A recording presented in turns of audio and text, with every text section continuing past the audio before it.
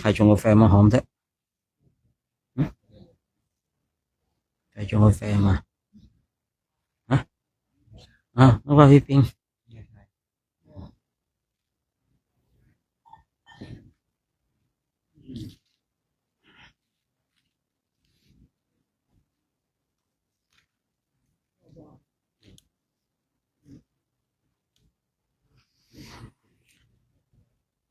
พุทพุทโธหนึ่งพุทโธสอง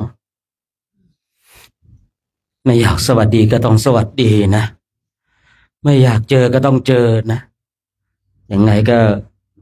ต้องอยู่ด้วยกันแบบนี้นนสิ้นมีนานะสิ้นมีนาแต่ไม่สิ้นธรรม อ่าวันนี้เราได้มาพักที่วัดห้วยสาลาเนาะในหลวงพ่อท่านเจ้าวาดรักษาการเนาะท่านเจ้าวาดนะพระ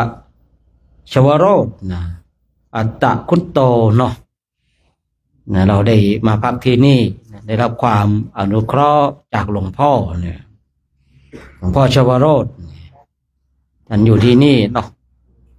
ก็คอยเทคแคร์คอยดูแลหลายๆสิ่งอำนวยความสะดวกประชาสัมพันธ์บอกกล่าวชักชวนเนี่ยญาติโยมได้มาร่วมถวายน้ำปานะบ้างน้ำดื่มบ้างน้ำเขียวๆบ้างเลยนะคลอโรฟิลนะน้ำคลอโรฟิลน้ำสุขภาพนะเนี่ยก็ถือว่าเป็นความโชคดีนะสมณะย่อมไปหาสมณะนะสมณะเช่นเราเนาะเราได้เดินได้จาริกกันมาก็ได้มาถึงที่พักจุดหมายปลายทางนะเดินมากันก็ผมก็นึกน้อยใจอยู่นะเราก็คุยเรื่องกรรมฐานมาตั้งนานไม่เคยมีใครจะมาถามแต่พอหมอมาแป๊บเดียวเท่านั้นเองโอ้โหลุมมาตุ้มหมอเลยนะหมอก็ไม่เคยรู้จักนะเออหมอไม่เคยรู้จักกันเลยนะเออผมว่าแล้วเนาะนะหมอวิกรมนายแพทย์วิกรมนะครับนั่นคือนายแพทย์รองผู้อำนวยการโรงพยาบาลนะครับนะไม่ใช่รองเป็นผู้อำนวยการแล้วนะครับนะที่มาอยู่ที่กับเราเนี่ยเป็นลูกศิษย์ของวัดเนี่ยนะคอยติดตามคอยช่วยเหลือเป็นนายแพทย์นะนายแพทย์วิกรมนะส่วนมากผมก็จะเรียกหมอวิกรมนะแล้วก็มีโยมองอาจอีกท่านหนึ่งนะไปคอยช่วยเหลือเนี่ยเห็นเรามาก็เลยมาดูแลเนาะวันนี้ป้าป่วยที่ป่วยนี่ถือว่าคือบุญดีนะคือหมอมาพอดีเลยนอกเลยไล่ขึ้นรถเลยนะวันนี้มาหรือเปล่านี่อยู่กลุ่มไหนมาบ่ไม่มาเนาะไม่มาก็ดูแลกันนะครับผมนะถ้าหายใจอยู่ก็ดูแลกันไปถ้าตายก็เอาไปเผาก็แค่นั้นแหละเนาะก็แค่นั้นวันนี้เองเดินทางมาถึงเนี่ยก็ได้มีครูบาอาจารย์เพื่อนพระพุทธพรหมจรรย์ได้มา4 รูปด้วยกันนะครับผมน้อมก็ได้มีท่านพระครูจารุธรรมวงศ์เนาะท่านก็มีอายุพรรษา19แล้วเนาะแล้วก็พระจำรัดพรรษา19พระสายฝนพรรษา16นะพระชราตรีเนี่ยพรรษา15เนาะได้มาถึงต่อไปก็จะได้เป็นเพื่อนร่วมอุดมการณ์เดียวกันแล้วนะพรุ่งนี้คงจะมีการรับน้องใหม่ อันนี้พูดไปแล้วหยอกแล้วก็เดินมาปกตินะผมยังไม่รู้เลยพวกนี้เดินกี่กิโลนะบางทีก็ไม่รู้ผมว่าบางทีบางอย่างเรื่องกิโลสำหรับผมมันเรามันเดินมันเลยกิโลไปแล้วนะเดินมาเลยกิโลไม่ได้สนใจหรอกว่าวันนี้เดินอะไรยังไงนะครับคือสนใจแต่เพียงว่าในวันนี้เราขาดสติมากน้อยขนาดไหนสมาธิตั้งมั่นหลุดไปมากน้อยขนาดไหนเท่านั้นเองนะในเรื่องเดินกิโลที่กันมันคือเราหลุดตรงนั้นมาแล้วเนาะแต่ว่าสมัยบวชใหม่ๆก็เดินเอากิโลครับไม่ได้เดินเอาสมาธิ เดี๋ยวแป๊บนึงเดี๋ยวจะจัดกลุ่มเนี่ยใจเย็นกันรัศมีอะนะใจเย็นอย่าเฝ้าหลายเดี๋ยวจัดกลุ่มหึเดี๋ยวจะจัดกลุ่มโยนอ่ะนั่นก็ไปแล้วหายไปซะแล้วเนี่ยสมัยก่อนเดินเอากิโลนะครับไม่ได้เดินเอาสมาธินะเนี่ยเดินตั้งหน้าตั้งตาเดินไม่สนใจอะใครจะถวายน้ำปานะไม่ถวายไม่สนใจอะน้ำหมดแวะวัดนะครับแวะวัดไปกรอกน้ำเต็มกระปุกเต็มขวดไปต่อเดินตั้งหน้าตั้งตาเดินใครถามไม่ตอบใครเรียกไม่หือใครนิมนต์ไม่หยุดขนาดนั้นนะสมัยก่อนเนี่ยไม่ได้สนใจเลยครับเดินไปเดินไปเอากิโลพอไปถึงที่พักนอนตายเลยครับผมนะผีไม่กล้าหลอกอ่ะคือหลอกยังไงมันก็ไม่รู้มันหมดแรงนะครับผมหมดแรงเนี่ยผีมาหลอกเนี่ยอ่อนใจอะครับผมอ่อนใจโอ้ไม่อยากจะหลอกแล้วพระเนี่ยทำไมหลอกยังไงมันก็ไม่ตื่นหลับเนี่ยครับผมหลับเลืนตาอยู่ครั้งหนึ่งมานั่งมองอย่างเงี้ยเราหลับตาเนาะตื่นมามันมองมานั่งมองอย่างเงี้ยนั่งมองกันอย่างเงี้ยมองกับมองที่ตาจ้องตาเนี่ยสายตาจ้องมองกันนี่นะเราไม่เคยรู้สึกเสียวสั้นเลยนะมีอยู่ครั้งหนึ่งเนาะเจอผีอะไรนะผีมีจริงนะครับนั่งในป่าช้าเดินจาริกตุดงค์นั่งไปเดินตามมานั่งอยู่ตรงหน้าเนี่ยคือไม่ตกใจไม่กลัวนะแต่กลัวผีก็อายหมาผมนึกอย่างนั้นนะขนาดหมายังไม่กลัวเลยเนาะเราแหมเราเก่งกว่าหมาเนี่ยไม่กลัวผีอะนะแต่อยู่ครั้งหนึ่งนะอยู่ครั้งหนึ่งเดี๋ยวไปนอนในป่าช้ารูปเดียวเนี่ยมันมาหลอกครับมันมาหลอกคือจะหลอกให้เรากลัวคือผมไม่กลัวผีอยู่แล้วนะผมก็โอ้ยกลัวผีไว้ผีมันหลอกไว้ผมหนีผีดีใจครับมันจะได้ดีใจว่าหลอกพระหนีครับจริงๆผมไม่ได้กลัวหรอกนะ คือมันแบบมันกวนเนี่ยเดี๋ยวก็มาดึงตีนบ้างดึงเท้าบ้างนะครับมาแย่เอวบ้างนะครับมาสะกิดทำกดสั่นบ้างอะไรบ้างผมไม่ไหวอย่างนี้ไม่ได้กลัวมันหรอกนะไม่ได้กลัวหรอกแต่นี้มันดีใจ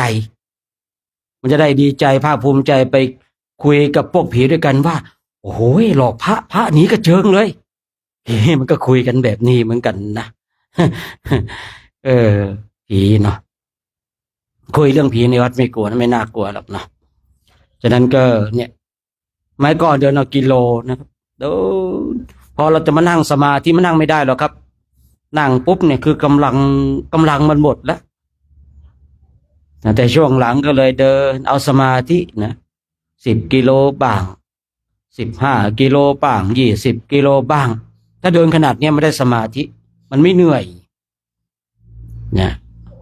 มันไม่เพลียกำลังไม่หมดครับอย่าเดินอย่างที่เราเดินกันเนี่ยนะครับคือมันไม่เหนื่อยมันไม่เพลียนะมันไม่มีแบบ คือ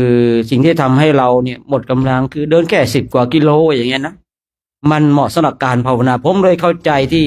พระเจ้าพระองค์ทรงเดินวันละ16 กิโลหรือ1 โยชน์เดินแล้วได้สมาธินะครับ เดินแล้วได้สมาธิไม่ใช่เดินเพื่อเอากิโลนะหลังจากนั้นเองเข้าใจแล้วก็เดินไป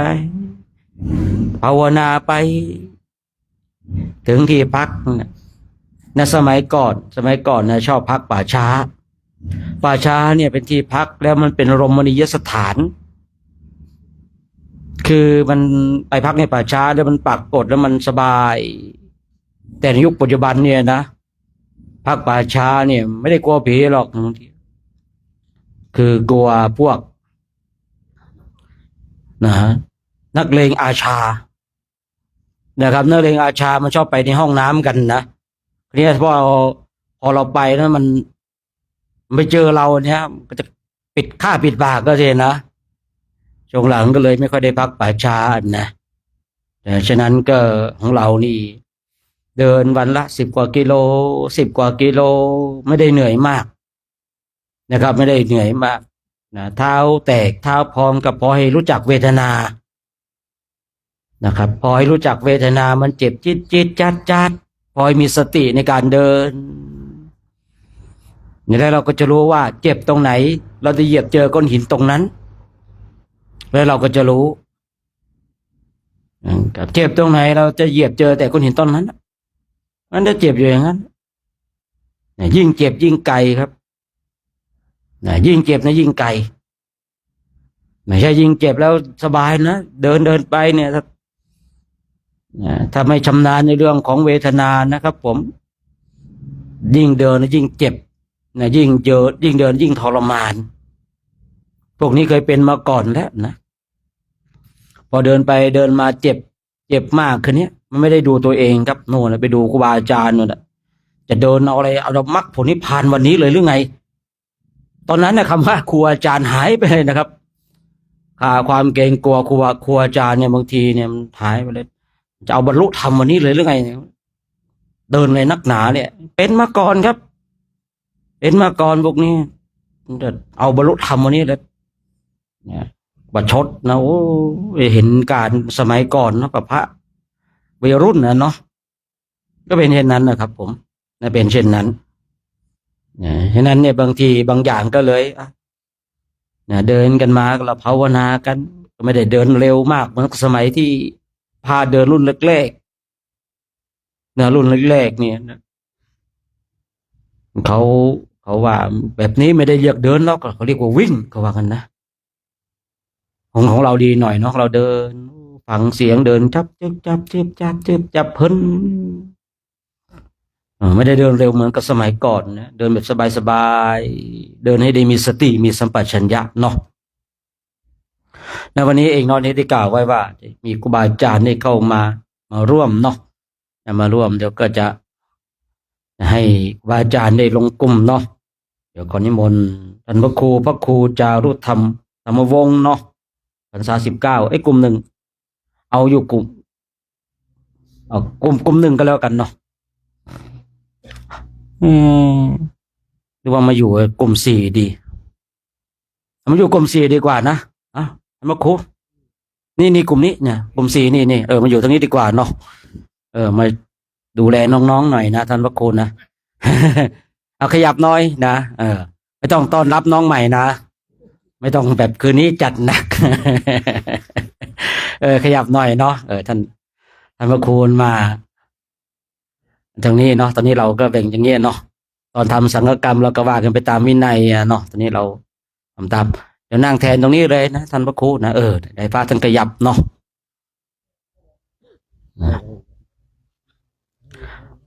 เราพระจำรัดเนาะจำรัด19 พรรษาเนาะมานี่ในกลุ่มกลุ่ม3นี่นะนี่ตรงนี้เลยนี่มาทางหน้านี่เลยขยับนิดนึงนะแล้วก็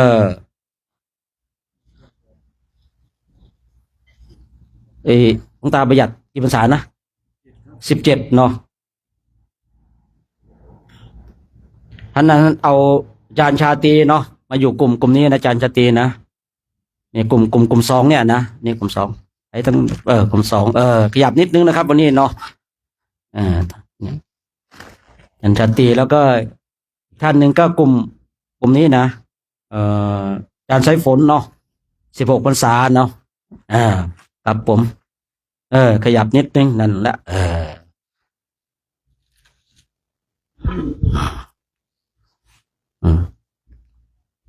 วันต่อไปก็นะกางเต็นท์เข้าเป็นกลุ่มเนาะวันนี้กันพักตรงนั้นก่อนนะเพราะว่าเดินทางมาถึงวันนี้เองนะว่าไงอรุณว่าอะไรหันซ้ายหันขวาอรุณวันนี้ขยับนิดวันนึงนะเดี๋ยววันพรุ่งนี้เช้าก็เข้าที่แล้วเนาะ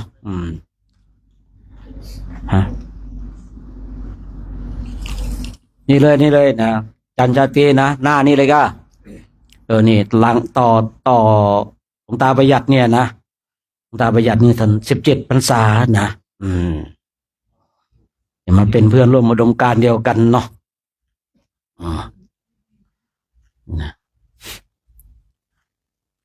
ยังไงก็อยู่มาก็ยินดีนะครับผมเนาะ มาเป็นเพื่อนร่วมอุดมการณ์เดียวกันมาเดินด้วยกันนะแต่มาทีหลังนี่ต้องปรับตัวให้ไวนิดนึงอะเนาะของเขาเท้าแตกเท้าพองกันแล้วนะ นะท่านวโคนะ ท่านวโคนะทีหลังก็พวกนี้ก็ไม่รู้เหมือนกันเนาะ10 กว่ากิโลเนี่ยไม่ไกลเท่าไหร่เนาะอืมเอาเดี๋ยวรอคณะพระขยับที่เสร็จก็จะได้ทำวัดสวดมนต์กันเนาะญาติโยมนะที่มาจากทางบ้านกันก็จะได้ร่วมกันทำวัดสวดมนต์เจริญธรรมกรรมฐานกันนะในช่วงเย็นของนี้เป็นความโชคดีเนาะของคณะสัตยาติโยมเนาะนะที่คณะพระสงฆ์ผ่านมาตั้งหลายหมู่บ้านนะแต่ก็จอดจงมาพักที่หมู่บ้านของเราวัดของเรานะมีหลายๆนะหลายๆท่านนะอยากจะนิมนต์ให้อยู่ให้พักแต่ว่าบุญสัมพันธ์มาที่นี่ซะแล้วนะก็เลยบอกปฏิเสธทั้งนั้นไปเนาะเป็นบุญสัมพันธ์ของญาติโยมและญาติโยมเองก็จะได้ฝากบุญฝากกุศลในพุทธศาสนาตกเย็นวันนี้เดี๋ยวเราก็จะได้มาร่วมกันทำวัดสวดมนต์นะเจริญธรรมกรรมฐานกันนะ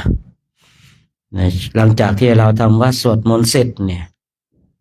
คณะพระภิกษุสงฆ์องค์สามเณรในโครงการจาริกธรรมตามรอยบาทพระศาสดาวัดดอยเทพนิมิตรตำบลป่าซางอำเภอแม่จันทร์จังหวัดเชียงรายเนี่ยได้เดินทางมาพักมาถึงที่นี่หลังจากที่เดินไปถึงที่วัดดอยเทพนิมิตรแล้วก็ประมาณเดือนกุมภาก็จะได้ไปจาริกที่ประเทศอินเดียและเนปาล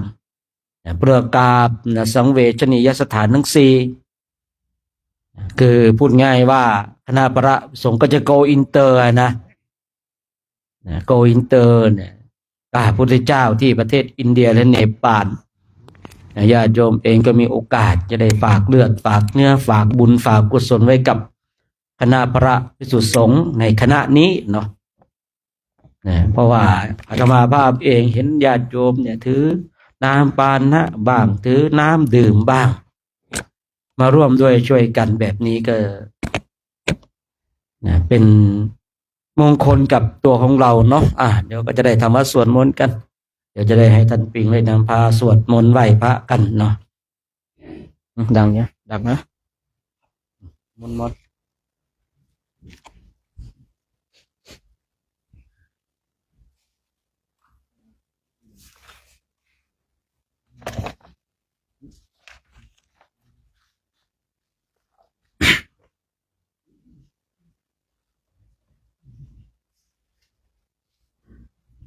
ขอโอกาสครูบาอาจารย์เป็นต้นเสียงในการสวดมนต์ทำวัดเย็นในวันนี้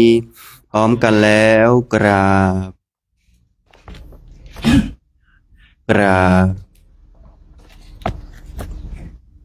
กราบเปิดหนังสือไปหน้า17ครับ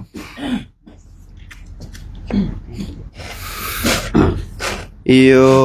โสภะคะวะอะระหังสัมมาสัมพุทโธพระผู้มีพระภาคเจ้านั้นพระองค์ใดเป็นพระอรหันต์ตรัสรู้เองโดยชอบแล้วสวากขาโตเยนะภะคะวะตาธัมโมพระธรรมคือศาสนาที่พระผู้มีพระภาคเจ้านั้นพระองค์ใดไปตัดไว้ดีแล้วสุปฏิปันโนยัสสะภะคะวะโตสาวกสังโฆพระสงฆ์คือผู้ทรงธรรมวินัยซึ่งเป็นสาวกของพระผู้มีพระภาคเจ้านั้นหมู่ใดเป็นผู้ปฏิบัติดีแล้วธัมมายังภะคะวันตังสะธัมมังสะสังฆัง อิเมหิสการเร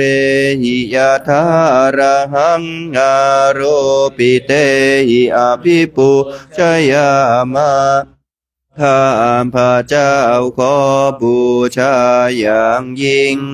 ซึ่งพระผู้มีพระภาคเจ้า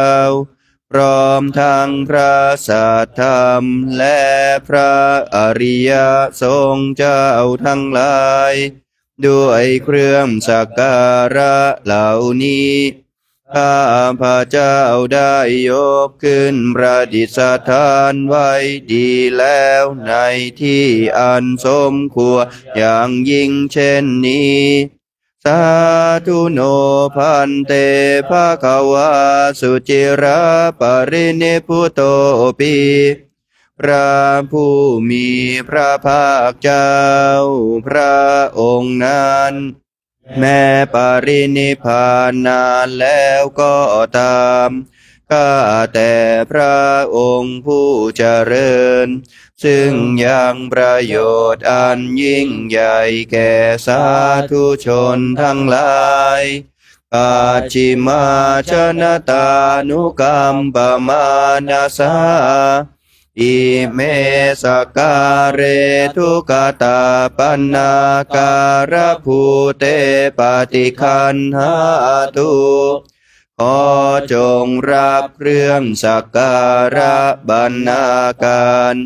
ของคนยากทั้งหลายเหล่านี้ด้วยเพื่ออนุเคราะห์แก่ประชุมชนผู้เกิดแล้วในภายหลังด้วยอัมหากังทีคารตังหิตายะสุขายะเพื่อประโยชน์เพื่อความสุขแก่ข้าพระเจ้าทั้งหลายสิ้นกาลนานเทิน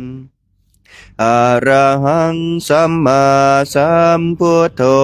ภะคะวาพระผู้มีพระภาคเจ้าเป็นพระอรหันต์ดับเพลิงกิเลสเพลิงทุกสิ้นเชิงตรัสรู้ชอบได้โดยพระองค์เองพุทธังภควันตังอภิวาเทมิข้าพระเจ้าอภิวาทพระผู้มีพระภาคเจ้าผู้รู้ผู้ตื่นผู้เบิกบานกราบสวากขาโตภะคะวะตาธัมโมพระธรรมเป็นธรรมที่พระผู้มีพระภาคเจ้าตรัสไว้ดีแล้ว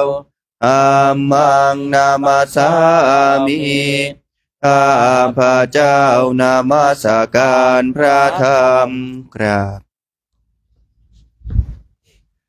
สุปฏิปันโนภะคะวะโต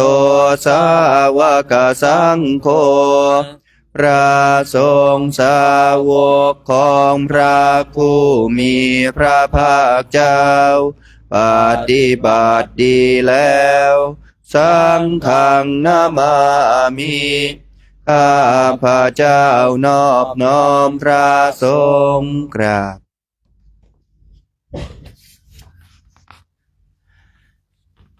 หันนามยังพุทธัสสะภะคะวะโตปุพพาคณมการังกะโรมาเสนะโมตัสสะภะคะวะโตอะระหะโตสัมมาสัมพุทธัสสะนะโมตัสสะภะคะวะโตอะระหะโตสัมมาสัมพุทธัสสะนะโม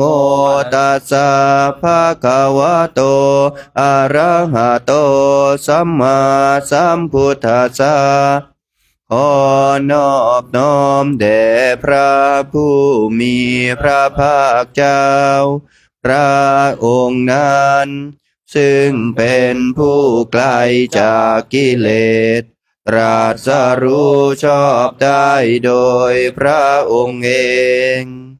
อันดามยังพุทธานุสตินายังกโรมาเสตังโคปนาภควันตังเอวังกัลยาโนกิตติสัตโตอภุคโตก็กิตติศัพท์อันงามของพระผู้มีพระภาคเจ้านั้นได้ฟุ้งไปแล้วอย่างนี้ว่าอิติปิโสภควาเพราะเหตุอย่างนี้พระผู้มีพระภาคเจ้านั้นอะระหังเป็นผู้ไกลจากกิเลสสัมมาสัมพุทโธ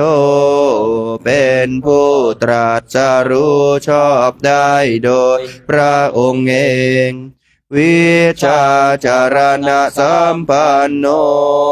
เป็นผู้ถึงพร้อมด้วยวิชาและจารณะสุขโตเป็นผู้ไปแล้วด้วยดีโลกวิทูเป็นผู้รู้โลกอย่างแจ่มแจ้งอนุตตรโรปุริสธรรมสารถีเป็นผู้สามารถฝึกบุรุษที่สมควรฝึกได้อย่างไม่มีใครยิ่งกว่าสัทธาเทวมนุษย์สานังเป็นครูผู้สอนของเทวดาและมนุษย์ทั้งหลายพุทโธเป็นผู้รู้ผู้ตื่นผู้เบิกบานด้วยธรรมภควติเป็นผู้มีความจำเริญจำแนกธรรมสั่งสอนสัตว์ดังนี้อันนามยังพุทธาภิกขิติงกโรมาเสพุทธวาระหันตวรตาทิคุณาภิยุโตพระพุทธเจ้าประกอบด้วยคุณมีความประเสริฐแห่งอรหันตคุณเป็นต้นสุทธาพิยานการุณาหิสัมมาคตาโตมีพระองค์อันประกอบด้วยพระญาณและพระกรุณาอันบริสุทธิ์โอเทสิโยสุชนะตังกามลังวสุโรพระองค์ได้ทรงกระทำชนที่ดีให้เบิกบานดุจอาทิตย์ทำบัวให้บานวันธามหังตามรนังศิรสาชิเนนทังข้าพระเจ้าไหว้พระชินสีผู้ไม่มีกิเลสพระองค์นั้นด้วยเสียงกล่าวพุทโธโยสัพพปานินางสารนังเขมมุตตมังพระพุทธเจ้าพระองค์ใดเป็นสารณะอันเกษมสูงสุดของสัตว์ทั้งหลายปัทมานุสติทานังวันทามิตังสิเรนะหังข้าพระเจ้าไหว้พระพุทธเจ้าพระองค์นั้น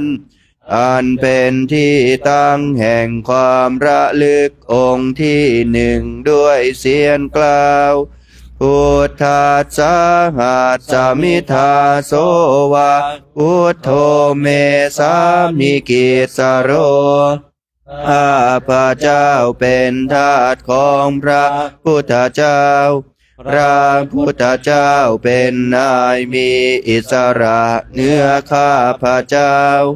พุทโธทุกขาสะคาตาจาวิทาตาจายิตาสเมพระพุทธเจ้าเป็นเครื่องกำจัดทุกข์และทรงไว้ซึ่งประโยชน์แก่ข้าพระเจ้า พุทธัสสะหังนิยาเทมิสริรันชีวิตันจิทังข้าพระเจ้ามอบกายถวายชีวิตนี้แด่พระพุทธเจ้าวันทันโตหังจริตสามิพุทธัสเสวสุโพธิตังข้าพระเจ้าผู้ไว้อยู่จากประพฤติตามซึ่งความตรัสรู้ดีของพระพุทธเจ้านัตถิเมสารนังอัญญาพุทโธเมสารนังวรังสารณะอื่นของข้าพระเจ้าไม่มีพระพุทธเจ้าเป็นสารณะอันประเสริฐของข้าพระเจ้าเอเตนะสัจวัชเชนะวัตตายังสาธุสาสเนด้วยการกล่าวคำสัตย์นี้ข้าพระเจ้าพึงเจริญในพระศาสนาของพระศาสดาพุทธังเมวันธัมมาเนนะยังปุญญังภาสุตังอิทาข้าพระเจ้าผู้ไว้อยู่ซึ่งพระพุทธเจ้าได้ควรควายบุญใดในบัดนี้สาเพปิอันตรายาเมมาเหสุงตัสสะเตชะสาอันตรายทั้งปวงอย่าได้มีแก่ข้าพระเจ้าด้วยเดชแห่งบุญนั้นกายเยนะวาจายวเจตสาวาด้วยกายก็ดีด้วยวาจาก็ดีด้วยใจก็ดีพุทเทกุกรรมังปะกตังมยายังกรรมหน้าติเตียนอันใดที่ข้าพระเจ้ากระทำแล้วในพระพุทธเจ้าพุทโธปฏิคันหตุอาจยันตังขอพระพุทธเจ้าจงงดซึ่งโทษล่วงเกินอันนั้นกาลันตะเรสังวริทุงวพุทเทเพื่อการสำรวมระวังในพระพุทธเจ้าในการต่อไปหันนามยังธรรมานุสตินายังกโรมาเสสวากขาโตภะคะวะตาธัมโม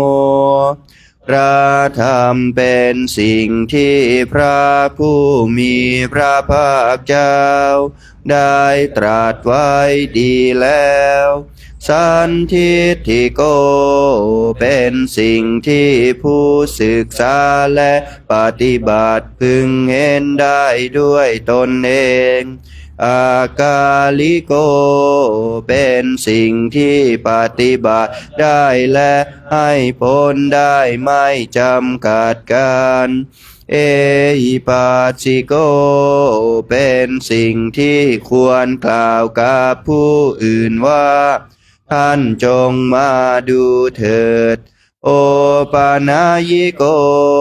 เป็นสิ่งที่ควรน้อมเข้ามาใส่ตัวปัจจตังเวทิตาโพวินยูหิติเป็นสิ่งที่ผู้รู้ก็รู้ได้เฉพาะตนดังนี้หันดอมยังธรรมาภิกิติงกโรมาเสสวากขาตาตาทิกุณโยกวาเสนาสยโยพระธรรมเป็นสิ่งที่ประเสริฐเพราะประกอบด้วยคุณคือความที่พระผู้มีพระภาคเจ้าตรัสไว้ดีแล้วเป็นต้นโยมัคคปากปริยัติวิโมกขเพโทเป็นธรรมอันจำแนกเป็นมรรคผลปริยัติและนิพพานธัมโมกุโลกปตานาตถาธาริธารี ธรรมทรงไว้ซึ่งผู้ทรงธรรมจากการตกไปสู่โลกที่ชั่ววันธามหังตามหารังวรธรรมเมตังข้าพระเจ้าไหว้พระธรรมอันประเสริฐนั้นอันเป็นเครื่องขจัดเสียซึ่งความมืดธัมโมโยสัพพปานินางสารณะเขมมุตตมังพระธรรมใดเป็นสารณะอันเกษมสูงสุดของสัตว์ทั้งหลายทุติยานุสติทานังวันทามิตังสิเรนะหังข้าพระเจ้าไหว้พระธรรมนั้นอันเป็นที่ตั้งแห่งความระลึกองค์ที่สองด้วยเสียงกล่าวสมิทธัมโมเมสามิกิจสโรข้าพระเจ้าเป็นทาสของพระธรรมพระธรรมเป็นนายมีอิสระเหนือข้าพระเจ้าธัมโมทุกขาสักขาตาจะวิทาตาจะหิตาสเมพระธรรมเป็นเครื่องกำจัดทุกข์และทรงไว้ซึ่งประโยชน์แก่ข้าพระเจ้าธรรมัสสาหังนิยาเทมิสาริรันชีวิตันจิตังข้าพระเจ้ามอบกายถวายชีวิตนี้แด่พระธรรมวันทันโตหังจริตสามิธรรมัสเสวสุธรรมตังข้าพระเจ้าผู้ไว้อยู่จากประพฤติตามความเป็นธรรมดีของพระธรรมนาทิเมสารนังอัญญาธัมโมเมสารนังวรังสารณะอื่นของข้าพระเจ้าไม่มีพระธรรมเป็นสารณะอันประเสริฐของข้าพระเจ้าเอเตนะสัจวัชเชนวัตายังสัตถุสาสเนด้วยการกล่าวคำสัตย์นี้ข้าพระเจ้าพึงเจริญในพระศาสนาของพระศาสดาธัมมังเมวันธมาเนนะยังปุญญาปัสสุตังหิทาข้าพระเจ้าผู้ไว้อยู่ซึ่งพระธรรมได้ควรควายบุญใดในบัดนี้สัพเพปิอันตรายาเมมาเหสุงตัสสะเตชะสาอันตรายทั้งปวงอย่าได้มีแก่ข้าพระเจ้าด้วยเดชแห่งบุญนั้นกายเยนะวาจายวเจตสาวาด้วยกายก็ดีด้วยวาจาก็ดีด้วยใจก็ดีธัมเมกุกรรมังปะกตังมยายังกรรมหน้าติเตียนอันใดที่ข้าพระเจ้ากระทำแล้วในพระธรรมธัมโมปฏิคันหตุอัจจยันตังขอพระธรรมจงงดซึ่งโทษล่วงเกินอันนั้นกาลันตะเรสังวริตุงวะธรรมเมเพื่อการสำรวมระวังในพระธรรมในการต่อไป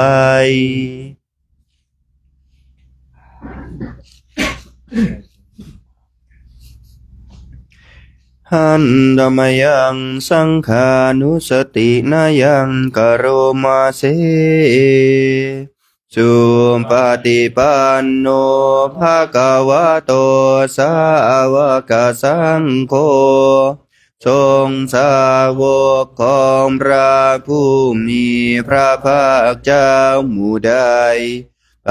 ฏิบัติดีแล้ว อุชุปฏิปันโนภะคะวะโตสาวกสังโฆทรงสาวกของพระผู้มีพระภาคเจ้าหมู่ใดปฏิบัติตรงแล้วยายาปฏิปันโนภะคะวะโตสาวกสังโฆทรงสาวกของพระผู้มีพระภาคเจ้าหมู่ใดปฏิบัติเพื่อรู้ธรรมเป็นเครื่องออกจากทุกข์แล้วสามีจิปฏิปันโนภะคะวะโตสาวกสังโฆสาวกของพระผู้มีพระภาคเจ้าหมู่ใดปฏิบัติสมควรแล้ว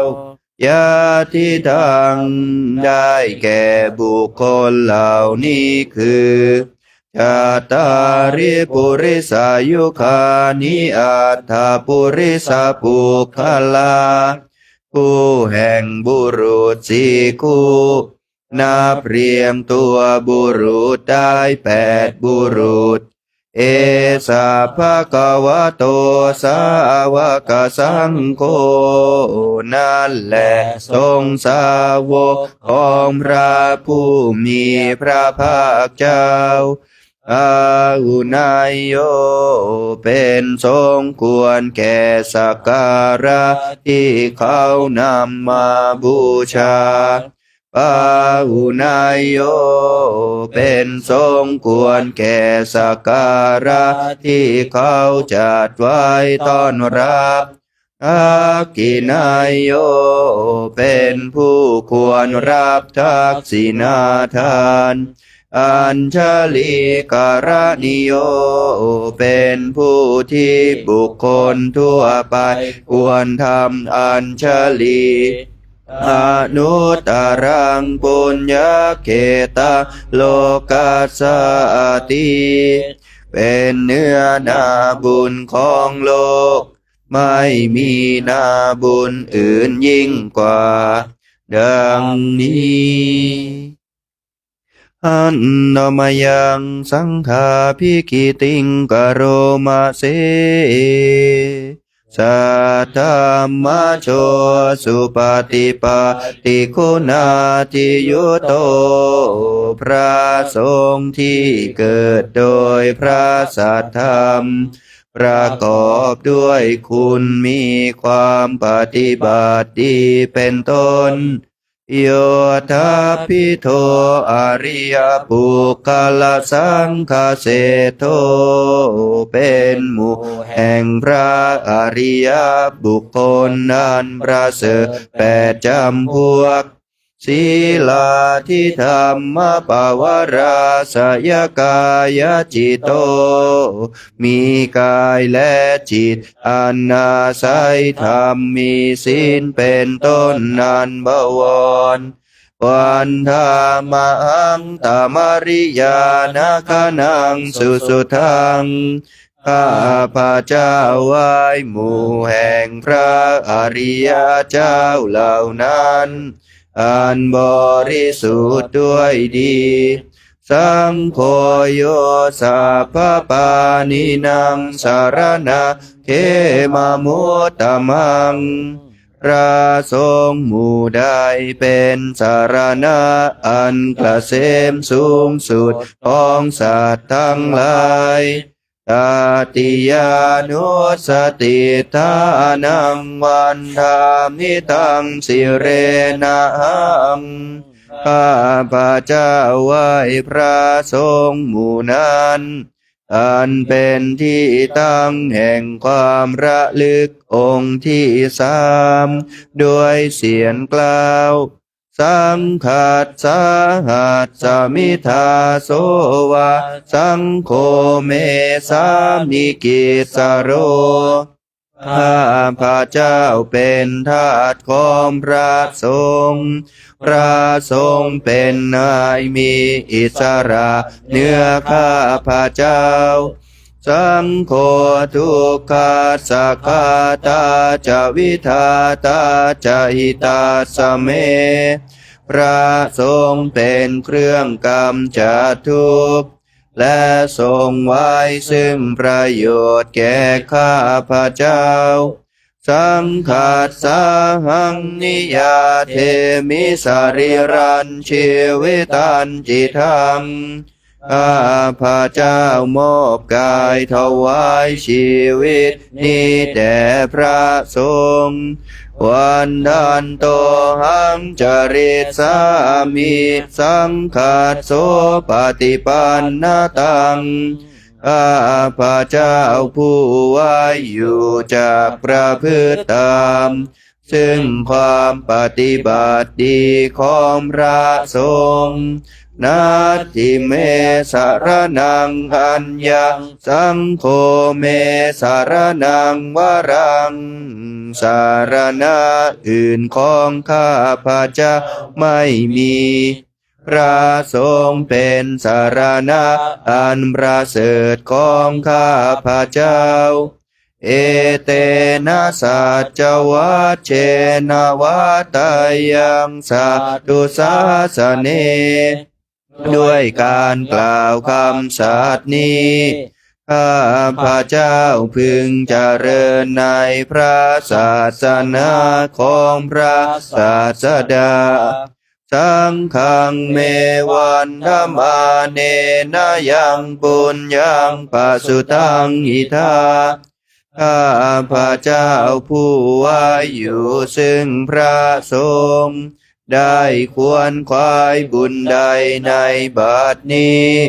สัพเพปิอันตรายาเมมาเหสุงตัสสะเตชะสาอันตรายทั้งปวงอย่าได้มีแก่ข้าพระเจ้าด้วยเดชแห่งบุญนั้นกายเยนะวาจายวเจตสาวาด้วยกายก็ดีด้วยวาจาก็ดีด้วยใจก็ดีสังเคกุกัมมังปะกตังมยายังกรรมหน้าติเตียนอันใดที่ข้าพระเจ้ากระทำแล้วในพระสงฆ์สังโฆปฏิคันหตุอัจจยันตังขอพระสงฆ์จงงดซึ่งโทษล่วงเกินอันนั้นกาลันตะเรสังวริตุงวสังเคเพื่อการสำรวมระวังในพระสงฆ์ในการต่อไป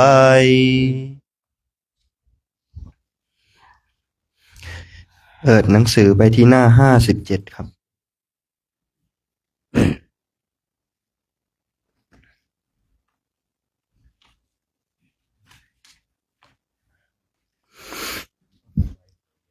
หันธรรมยังมังคลสุตังปาทังพนามาเสปะหูเทวามนุษย์สัจมังคลานิอาจินตายุงเทวดาองค์หนึ่งได้กราบทูลถามพระผู้มีพระภาคเจ้าว่าหมู่เทวดาและมนุษย์มากลายมุ่งหมายความเจริญก้าวหน้าอากังขมานาโสธานารุยมังคลมุตตมังขอพระองค์ทรงบอกทางมงคลอันสูงสุดเถิดพระผู้มีพระภาคเจ้าทรงตรัสตอบดังนี้ว่าอาเสวนาจะพาลานังการไม่คบคนพาลปันทิตานันจะเสวนาการคบบัณฑิตบูชาจะปูชนียานังการบูชาต่อบุคคลควรบูชาเอตัมมังคลมุตตมังกิจสามอย่างนี้เป็นมงคลอันสูงสุด ปฏิรูปเทสวาโสจาการอยู่ในประเทศอันสมควรปุเพจากตปุญญาตาการเป็นผู้มีบุญได้ทำไว้ก่อนอัตตสัมมาปณิทิจาการตั้งตนไว้ชอบเอตัมมังคลมุตตมังกิจสามอย่างนี้เป็นมงคลอันสูงสุดพาหุสัจจัญจาการเป็นผู้ได้ยินได้ฟังมากสิบปัญจาการมีศิลปวิทยาวินัยโยจะสุสิกขิโตวินัยที่ศึกษาดีแล้วสุภาษิตาจยาวาจาวาจาที่เป็นสุภาษิตเอตัมมังคลมุตตมังกิจสี่อย่างนี้เป็นมงคลอันสูงสุดมาตาปิตุอุปัฏฐานังการบำรุงเลี้ยงดูมารดาบิดาปุตตะทาราชสังฆาโหการทรงเคราะห์บุตรและภรรยาอานากุลาจะกัมมันตาการงานที่ไม่ยุ่งเหยิงสับสนเอตัมมังคลมุตตมังกิจสามอย่างนี้เป็นมงคลอันสูงสุดทานันจาการบำเพ็ญทานธรรมจริยาจาการประพฤติธรรมยาตกานันจะสังฆโหการทรงเคราะห์หมู่ญาติอนวัชชานิกรรมานีการงานอันปราศจากโทษเอตัมมังคลมุตตมังกิจสี่อย่างนี้เป็นมงคลอันสูงสุดอารติวิรติปาปา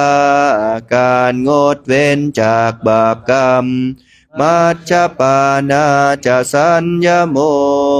การยับยั้งใจไว้ได้จากการดื่มน้ำเมาอัปปมาโทจะทำเมสุความไม่ประมาทในธรรมทั้งหลายเอตัมมังคลมุตตมังกิจสามอย่างนี้เป็นมงคลอันสูงสุดคารโวจาการเคารพนิวาโตจาการถ่อมตนสันตุทิจาการสันโดษกตัญญูตา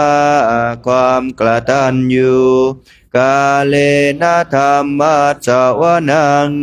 การฟังธรรมตามการเอตัมมังคลมุตตมังกิจห้าอย่างนี้เป็นมงคลอันสูงสุดขันติความอดทนโสวจัสสตาความเป็นคนว่าง่ายมานานันจะทัศนังการพบเห็นผู้สงบจากกิเลสกาเลนะธรรมสกัจฉาการสนทนาธรรมตามการเอตัมมังคลมุตตมังกิจสี่อย่างนี้เป็นมงคลอันสูงสุดตาโปความเพียรเผากิเลสพระมจริยัญจาการประพฤติพรหมจรรย์อริยสัจจานาทัสสนังการเห็นจริงของพระอริยเจ้านิพพานาสัจจิกิริยาการทำพระนิพพานให้แจ้งเอตัมมังคลมุตตมังกิจสี่อย่างนี้เป็นมงคลอันสูงสุดพุทธัสสะโลกธรรมเมหิจิตังจิตของผู้ใดอันโลกธรรมทั้งหลาย ยัสสะนกรรมปฏิถูกต้องแล้วย่อมไม่หวั่นไหวอาโศกังเป็นจิตไม่เศร้าโศกวิราชังเป็นจิตไร้ทุลีกิเลสเขมังเป็นจิตกระเสมสารคาลมุตตมังกิจสี่อย่างนี้เป็นมงคลอันสูงสุดเอตาทิสานิกาตวานาสัพพะธรรมปราชิตาสัพพะทะโสทิงขัดฉันติตันเตสังมังคลมุตตมันติเทวดาและมนุษย์ทั้งหลายได้กระทำมงคลเช่นมงคลเหล่านี้ให้มีในตนได้แล้วจึงเป็นผู้ไม่พ่ายแพ้ในที่ทั้งปวงย่อมถึงซึ่งความสวัสดีในทุกสถานข้อนั้นเป็นมงคลอันสูงสุดของเทวดาและมนุษย์ทั้งหลายเหล่านั้นโดยแท้อิติด้วยประการฉะนี้แลอันนามยังชยมังคละคาทาโยพนามาเสอาหุงสาจามาปิเนมิตาสาวุทันตาปริเมฆลังอุทิตาโกรัสเสนามารังทานาทิธรรมวิธินาชิตวามุนินโทตันเตจะสาภาวตุเตชัยมังคลานีด้วยเดชานุภาพของพระสัมมาสัมพุทธเจ้าผู้เป็นจอมมุนีได้ทรงชนะพยามารซึ่งได้เนรมิตแขนตั้งพันถืออาวุธครบมือขี่ช้างพลายคีรีเมธพร้อมด้วยเสนามารโห่ร้องกึกก้องด้วยธรรมวิธีมีทานบารมีเป็นต้นนั้นขอชัยมงคลทั้งหลายจงมีแก่ท่านมาราติเรกมพิโยชิตาสัพพราติงโครัมปนาลวะกมะกมทัตตยักขังขันติสุทันตวิธินาชิตวามุนินโทตันเตจัสสะภาวตุเตชัยมังคลานีด้วยเทวานุภาพของพระสัมมาสัมพุทธเจ้าผู้เป็นจอมมุนีได้ทรงชนะอาละวะกยักษ์ดุร้ายมีผู้มีจิตกระด้างลำพองหยาบช้ายิ่งกว่าพยามารเข้ามารุกรานราวีตลอดรุ่งราตรีด้วยวิธีทรมานเป็นอย่างดีคือขันติธรรมนั้นขอชัยมงคลทั้งหลายจงมีแก่ท่านนาลาคิริงขจวรังอติมาตตภูตังทาวาคิจักกมสนีวสุธารุนันตังเมตตัมภูเส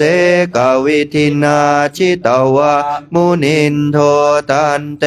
ชะสาภาวตุเตชัยมังคลานี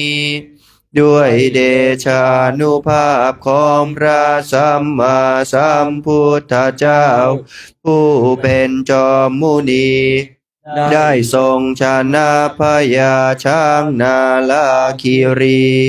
ซึ่งกำลังเมามันร้ายแรงเหมือนไฟป่าลุกลามร้องโกรธจนาดเหมือนฟ้าฟาดด้วยวิธีลดลงด้วยน้ำคือพระเมตตานั้นขอชัยมงคลทั้งหลายจงมีแก่ท่าน อุคิตขาดกรรมติหัตถสุทารุนันตังทาวันติโย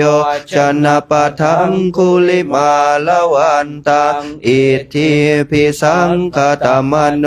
ชิตวามุนินโทตันเตชะสาภวตุเตชัยมังคลานีด้วยเดชานุภาพของพระสัมมาสัมพุทธเจ้าผู้เป็นจอมมุนีได้ทรงชนะองคุลิมานจนทารุณร้ายกาจนักทั้งฝีมือเยี่ยมควงดาบไล่พระองค์ไปตลอดทางสามโยชน์ด้วยอิทธิปาฏิหาริย์นั้นขอชัยมงคลทั้งหลายจงมีแก่ท่านกาตวานากาตมุทารังอิวะคัพพินิยาจินจายทุทวจนังชนกายมัจเจสันเตนะโสมาวิทินาชิตวามุนินโทตันเต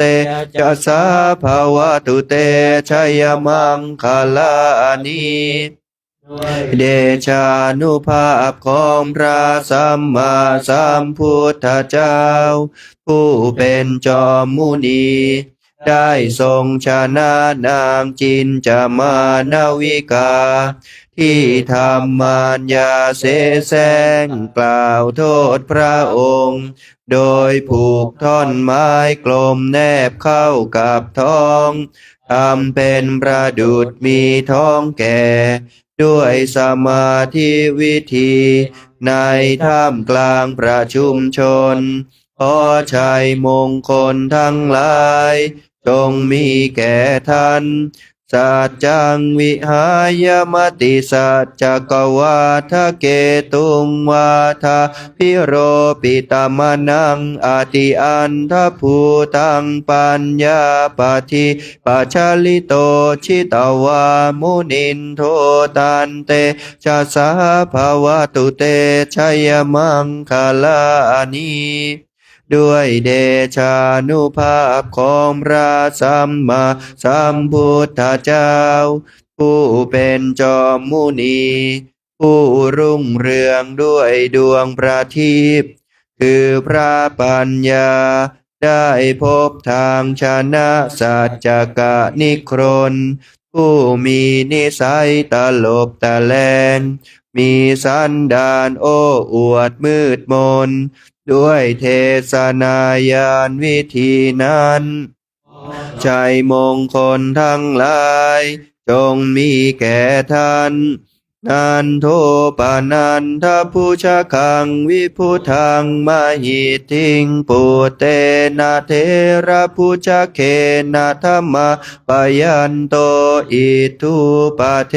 สวิทินาชิตวามุนินโทตันเตชะสาภวตุเตชัยมังคลานีด้วยเดชานุภาพของพระสัมมาสัมพุทธเจ้าผู้เป็นจอมมุนีโปรดให้พระโมคคัลลานะเท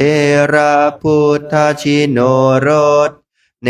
รมิตกายเป็นนาคราชไปทรมานนันโทปนันทนาคราชผู้มีฤทธิ์มากแต่มีความรู้ผิดด้วยวิธีแสดงอุปาเทแห่งฤทธิ์นั้นขอชัยมงคลทั้งหลายจงมีแก่ท่านคาหาทิฏฐิพุชเขนะสุทัตถาหัตถังพระมังวิสุทธิชุติมิตถิปกาพิธานาญาณคเทนะวิธินาชิตวามุนินโทตันเตชะสาภวตุเตชัยมังคลานีด้วยเดชานุภาพของพระสัมมาสัมพุทธเจ้าผู้เป็นจอมมุนีได้ทรงชนะท้าวพระกาพรหมผู้มีฤทธิ์ มีความสำคัญตนผิดว่าเป็นผู้มีฤทธิ์รุ่งเรืองด้วยวิสุทธิคุณถือมั่นด้วยมิจฉาทิฏฐิเหมือนดังงูร้ายกำลังตรึงรัดไว้แน่นแฟ้นด้วยวิธีประทานยาพิเศษคือเทศนายานั้น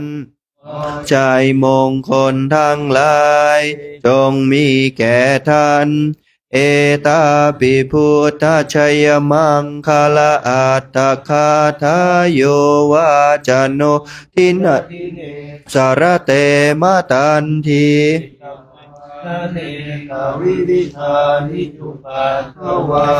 โมกขังสุขังอธิคัมมายานโรสปัญโยนรชนได้ไม่เกียจคร้านสวดก็ดี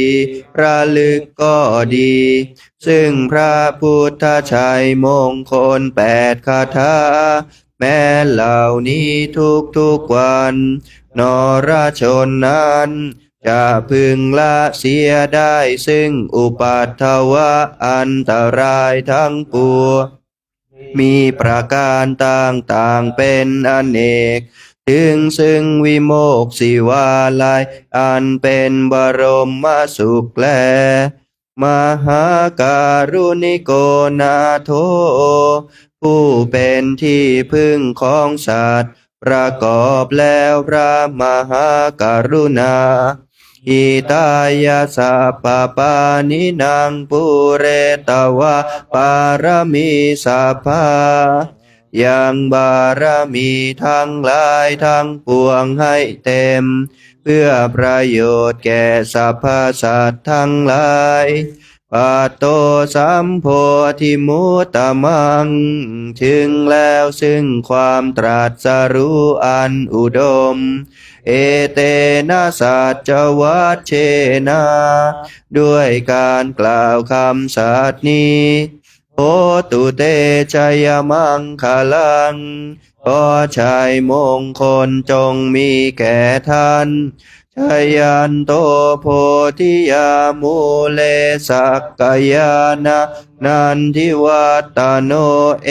วังตะวังวิชัยโยโหหิชัยยัสสุชัยมังคะเลอปาราชิตาปัลลังเกสีเสปัทวิโปคะเรอภิเสเกสะพระพุทธานังอัคคปะโตปะโมทติขอท่านจงมีชัยชนะในมงคลพิธีเหมือนพระจอมมุนีทรงชนะมารที่โคนโพพฤกษ์ถึงความเป็นผู้เลิศในสัพพพุทธาภิเษกทรงปราโมทย์อยู่บนอัปปาราชิตปัลลังก์อันสูงเป็นจอมมหาปัตตภีทรงเพิ่มพูนความยินดีแก่เหล่าปยุรญาติสักกายวงศ์ฉะนั้นสุนัขขาตังสุมังคลังเวลาที่สัตว์ประพฤติชอบชื่อว่าฤกษ์ดีมงคลดีสุปาพาตังสุหุทธิตังสว่างดีรุ่งดีสุขโนสุโมหุโตจาและขณะดีครู่ดีสุยิทังพรหมจาริสุ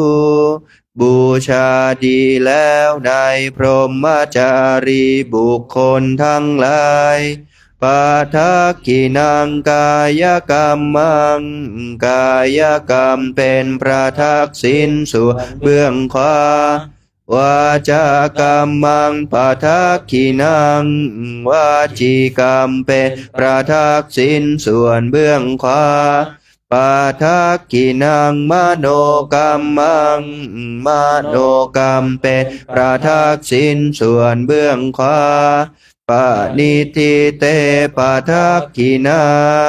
ความปรารถนาของท่านเป็นประทักษิณส่วนเบื้องขวาปาทักขินานิกาตวานา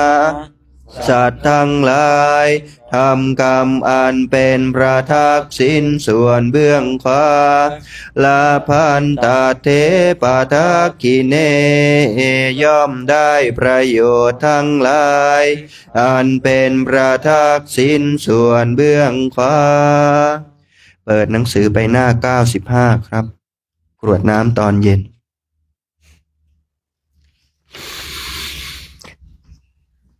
หันนามยังอุทิสนาทิธานาคาทาโยพนามาเสอิมินาปุญญากรรมเมนาด้วยบุญนี้อุทิศให้อุปาชายาคุณุตระอุปาชาผู้เลิศคุณอาจาริยุปการาจาและอาจารย์ผู้เกื้อหนุนมาตาปิตาจายาตกาทั้งแม่พ่อและปวงญาติสุริโยจันทิมาราชาสุนจันและราชาปุณวันตานาราปิจาผู้ทรงคุณหรือสูงชาติรามามาราชาอินทาจาพรหมาและอินทราชโลกปาลาจาเทวตาทั้งถวยเทพและโลกบาลยะโมมิตามนุษย์สาจายมราชมนุษย์มิตรมัจจตาเวริกาปิจาผู้เป็นกลางผู้จองพลานสัพเพสัตตาสุขีหนตุขอให้เป็นสุขสารทุกทวนหน้าอย่าทุกทนปุญญานิปากตานิเมบุญพ้องที่ข้าทำจงช่วยอำนวยสุภาพลจติวิทังเทนตุให้สุขสามอย่างล้นขีปังปาเปทาโวมาตังให้รู้ถึงนิพพานพลันอิมินาปุญญากรรมเมนาด้วยบุญนี้ที่เราทำอิมินาอุทิศเสนาจาและอุทิศให้ปวงสัตว์ขิปาหังสุลเพเจวาเราพลันได้ซึ่งการตัดอุปาทานเฉทานังตัวทันหาอุปาทานเยสันตาเนหินาธรรมาสิ่งชั่วในดวงใจยาวานิพพานโตมะมังกว่าเราจะถึงนิพพานนาสันตุสัพพทาเยวามาลายสิ้นจากสันดานยัตถะชาโตภะเวภะเวทุกภพที่เราเกิดอุชุจิตังสติปัญญามีจิตตรงและสติทั้งปัญญาอันประเสริฐสัลเลโควิริยมหินาพร้อมทั้งความเพียรเลิศเป็นเครื่องขูดกิเลสหายมาราลพันตุโนกาสังโอกาสอย่าพึงมีแก่หมู่มารสิ้นทั้งหลายกาตุนจะวิริเยสุเมเป็นช่องประทุษร้ายทำลายล้างความเพียรจมทาทิปวโรนาโทพระพุทธผู้บวรนาถอัมโมนาโทวรุตโมพระธรรมที่พึงอุดมนาโทปัจเจกพุทโธจาพระปัจเจกพุทธสมสังโฆนาโทตโรมะมังโทพระสงฆ์ที่พึงพยองเตโสตมานุภาเวนะด้วยอานุภาพนั้น มาโรกาสังละพันตุมาขอหมู่มารอย่าได้ช่องคาสาปุญญานุภาเวนะด้วยเดชบุญทั้งสิบปองมาโรกาสังละพันตุมาอย่าเปิดโอกาสแก่มารเถิดพุทธาราธนานังธัมมาราธนานังสังฆาราธนานังอัปปมาโนพุทโธอัปปมาโนธัมโมอัปปมาโนสังโฆนะโมพุทธายะนะโมธัมมายะนะโมสังฆายะพุทโธเมนาโธธัมโมเมนาโธสังโฆเมนาโธพุทธบูชาธัมมบูชาสังฆบูชานิพพานาปัจจโยโหตุข้าพระเจ้าทั้งหลายขออาราธนาคุณพระพุทธคุณพระธรรมคุณพระสงฆ์อันมาประมาณที่ได้มาเป็นที่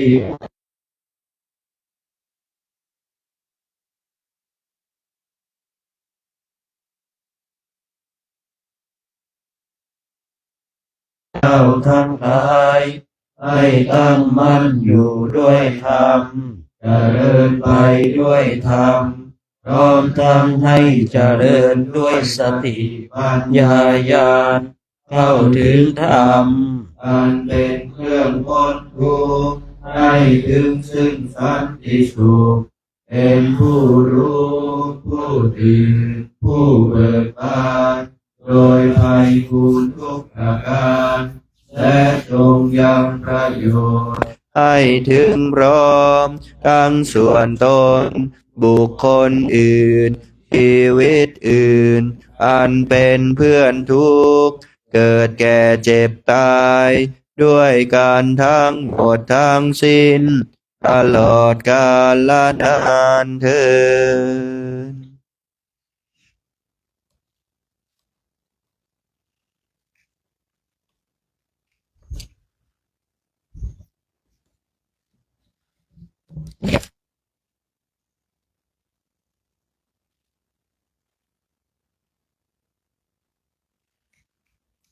ช่วงลำดับตอนนี้ไปเดี๋ยวเรานั่งบำเพ็ญเปลี่ยนภาวนากันสักระยะหนึ่งเนาะสูงเกินไป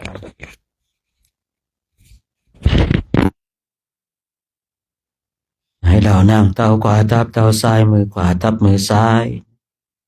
นะญาติโยมที่มาจากทางบ้านก็นั่งเก้าอี้ก็นั่งแบบสบายๆไม่ต้องเกรงหรือเคร่งเครียดอะไรในการนั่งภาวนาเราจะได้ยินคำว่าบุญอยู่บ่อยๆนะส่วนมากเราก็จะเอาบุญที่เกิดจากการให้ทาน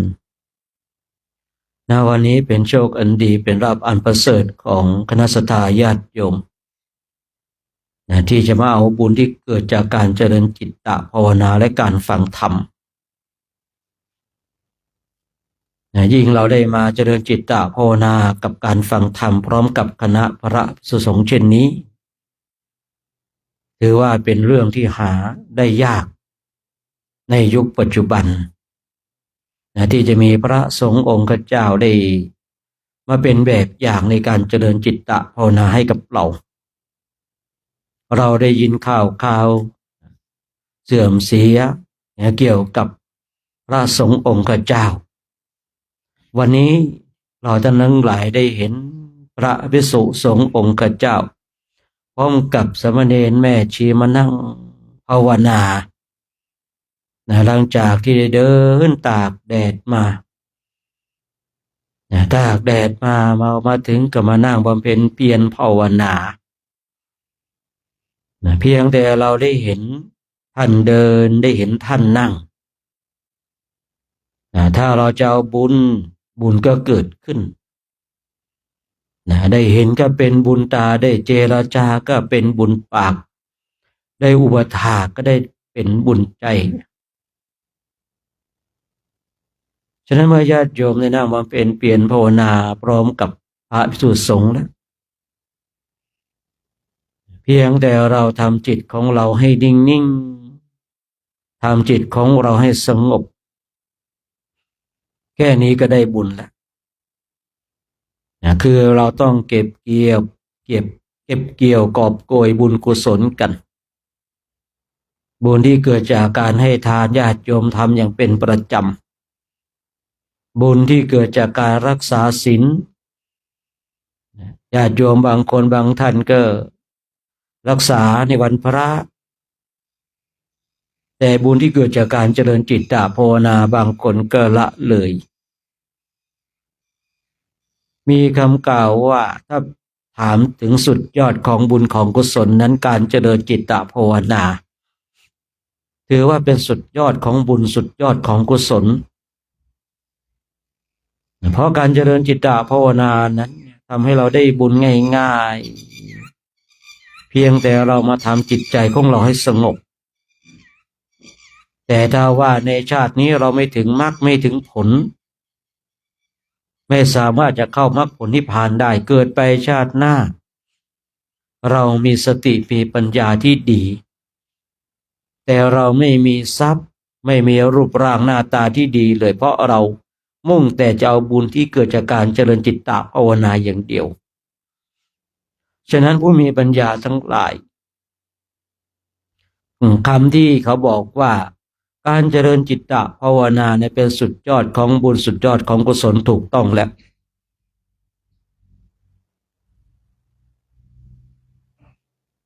คำพูดนี้ชอบแล้วถูกต้องแล้วแต่ว่าถ้าเราเนี่ยมันเป็นเพียรภาวนาอย่างเดียวเนี่ยถ้าชาตินี้เราถึงมรรคถึงผลก็สบายไม่ต้องมาเวียนว่ายตายเกิดไม่ต้องมาทนทุกข์ทรมานแต่ถ้าชาตินี้เราไปไม่ถึงล่ะเราไม่มีบุญที่เกิดจากการให้ทานเราไม่มีบุญที่เกิดจากการรักษาศีลก็จะทำให้เราเป็นบุคคลที่อัตคัดขัดสนทั้งทรัพย์และรูปร่างหน้าตาเมื่อเรามีโอกาสได้เกิดมาพบเจอพระพุทธศาสนาสุดยอดของบุญสุดยอดกุศลเราก็ทำบุญเล็กบุญน้อยสิ่งใดที่เป็นบุญเราก็เก็บเกี่ยวกอบโกยเอาทำตามกำลังของเราทำตามกำลังของเราเนี่ยณเวลาที่เรามีกำลังที่จะมานั่ง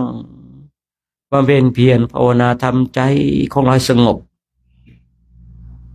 ถ้าใจของเราสงบไม่ได้ก็หายใจเข้าพุทหายใจออกโทหายใจเข้าพุทหายใจออกโทเพียงแต่เรามีสติมีสัมปชัญญะอยู่กับลมหายใจเข้าออกถ้าถามถึงบุญเราก็ได้บุญละถ้าถามถึงความสงบเราก็ได้ความสงบถ้าเรามีสติมีสัมปชัญญะอยู่กับลมหายใจเข้าและออกแต่ถ้าถามถึงมรรคผลนิพพานมรรคผลนิพพานก็อยู่กับลมหายใจเข้าออกนั่นแหละแต่ว่ามรรคผลนิพพานนะที่อยู่กับลมหายใจเข้าออกก็ต้องอาศัยกลไกแห่งการพิจารณาที่ให้เห็นตามความเป็นจริงของธาตุขันธ์ฉะนั้นเนี่ยเราท่านทั้งหลายเพียงแต่เรามานั่งดูลมหายใจเข้าลมหายใจออกหายใจเข้าพุทหายใจออกโทบุญก็ได้ความสงบแห่งจิตก็เกิดขึ้นพระพุทธจึงบอกว่าเราโชคดีแล้วที่เรามีกำลังในการบำเพ็ญเพียรภาวนาบางคนบางท่านฝึกฝนอบรมมีความเพียรพยายามจิตมีสมาธิ บางทีก็เห็นธาตุขันธ์ของตนเองเนี่ยโอ้มันเป็นหลังของโลกเหลือเกินยิ่งถ้าบุคคลเนี่ยมีอายุก็จะชัดเจนว่ากายนี้เป็นหลังของโลกความดันบ้างเบาหวานบ้างโรคเกาต์บ้างโลกนี้มาเบียดเบียนเราเพราะพระพุทธเจ้าพระองค์ทรงตรัสว่ากายนี้เป็นหลังของโลกนั่นแล้วแต่ว่ากายของบุคคลนั้นจะเป็นรังของโรคชนิดใดกายนี้เป็นรังของโลกนั่นขึ้นอยู่ว่านะกายของเราในตัวของเราเองเนี่ยมันจะเป็นรังของโรคชนิดใดขนาดคนเนี่ยเป็นโรคเดียวกันตัวยารักษาไม่เหมือนกันเลยเนาะเอาแค่โรคความดันยังมีตัวยาตั้งหลายตัวกว่าหมอจะรู้ว่าเราต้องกินยาลดความดันเนี่ยชนิดใดเราก็ต้องลองผิดลองถูกลองถูกลองผิดกินชนิดนี้ชื่อนี้มันไม่ลดก็กินชนิดอื่นพอกินชนิดอื่นลดแล้วจับทางถูก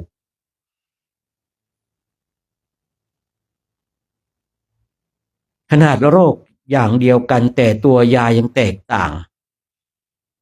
กายนี้เองก็เหมือนกันทุกๆคนมีกายและทุกๆคนก็มีโรคหนึ่งที่เกิดขึ้นกับเราอยู่ตลอดเวลาคือโรคหิวโรคหิวเนี่ยมันเกิดขึ้นกับบุคคลใดนะบุคคลนั้นน่ากลัวโรคหิวสามารถฆ่าพ่อฆ่าแม่ฆ่าพระสงฆ์องค์เจ้าได้ฆ่าได้ทุกคน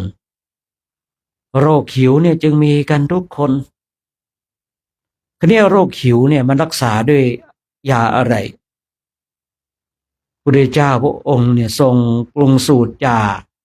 แก้โรคหิวให้กับเราเรียบร้อยแล้ว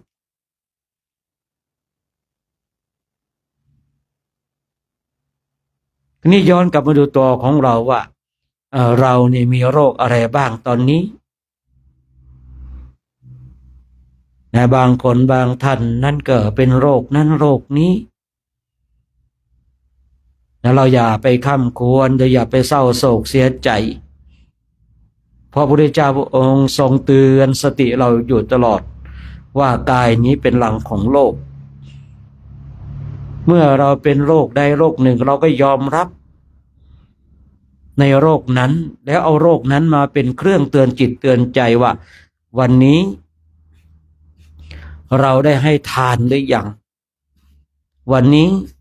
เราได้รักษาศีลหรือยังวันนี้เราได้เจริญจิตตภาวนาหรือยังถ้าเราได้ทำแล้วได้รักษาแล้วได้เจริญแล้วชีวิตของเราก็เป็นชีวิตที่มีความสุขถึงแม้ว่ากายนี้จะเป็นรังของโลกก็ตามแต่ถ้าว่าเรายังไม่ได้ให้ทานยังไม่รักษาศีลยังไม่ได้เจริญจิตตภาวนากายก็เป็นทุกข์ใจก็เป็นทุกข์เพราะใจของเราไม่มีเครื่องยึดเหนี่ยวในด้านของกุศลคือบุญนั่นเองคราวนี้เมื่อใจของคนเราไม่มีเครื่องยึดเหนี่ยวคือบุญกุศลมันก็จะไปเกาะในโรคที่ตนเองเป็นไม่ต้องแปลกใจหรอกที่ว่าคนเฒ่าคนแก่พอเจอหน้าเจอตากันแล้วคุยว่าเป็นโรคอะไรนั่นบ่งบอกว่าบุคคลนั้นเนี่ย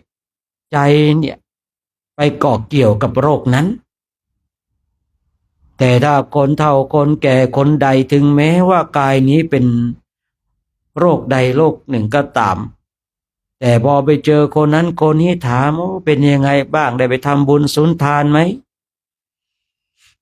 พรรษานี้ได้ไปรักษาศีลไหมเมื่อเช้าได้ใส่บาตรไหมบุคคลเหล่านี้มีบุญ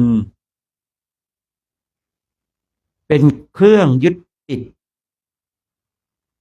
เมื่อจิตของบุคคลนี้ยึดติดในบุญแล้วก็สบายมีความสุขถ้าถามถึงโลกนี้ก็มีความสุขถ้าถามถึงโลกหน้าก็มีความสุขที่พูดเช่นนี้ไม่ได้อยากให้ใครตายหรือว่าแช่งให้ใครตายอะไรยังไงแต่ว่าเราต้องเตรียมตัวเดินทางไกลท่านทั้งหลายในการเดินทางไกลของเราต้องมีเสบียงในการเดินทางเสบียงในการเดินทางบนโลกนี้มีข้าวน้ำโภชนาอาหารพร้อมกับเงินพร้อมกับทองมีเงินทองมากมีเสบียงมากก็เดินทางไปได้ไกลถึงจุดหมายปลายทางแต่เราจะเดินทางไปในโลกหน้านั้นมีแต่บุญมีแต่กุศลเท่านั้นเนี่ยอย่างญาติโยมท่านทั้งหลายได้มานั่งกันแบบเนี้ยเรากำลังจะเตรียมตัวเดินทางไกลเมื่อเรามีบุญมีกุศลเป็นเครื่องยึดติดจิตของเราด้วยใจของเรามันเกาะอยู่ที่บุญเนี่ย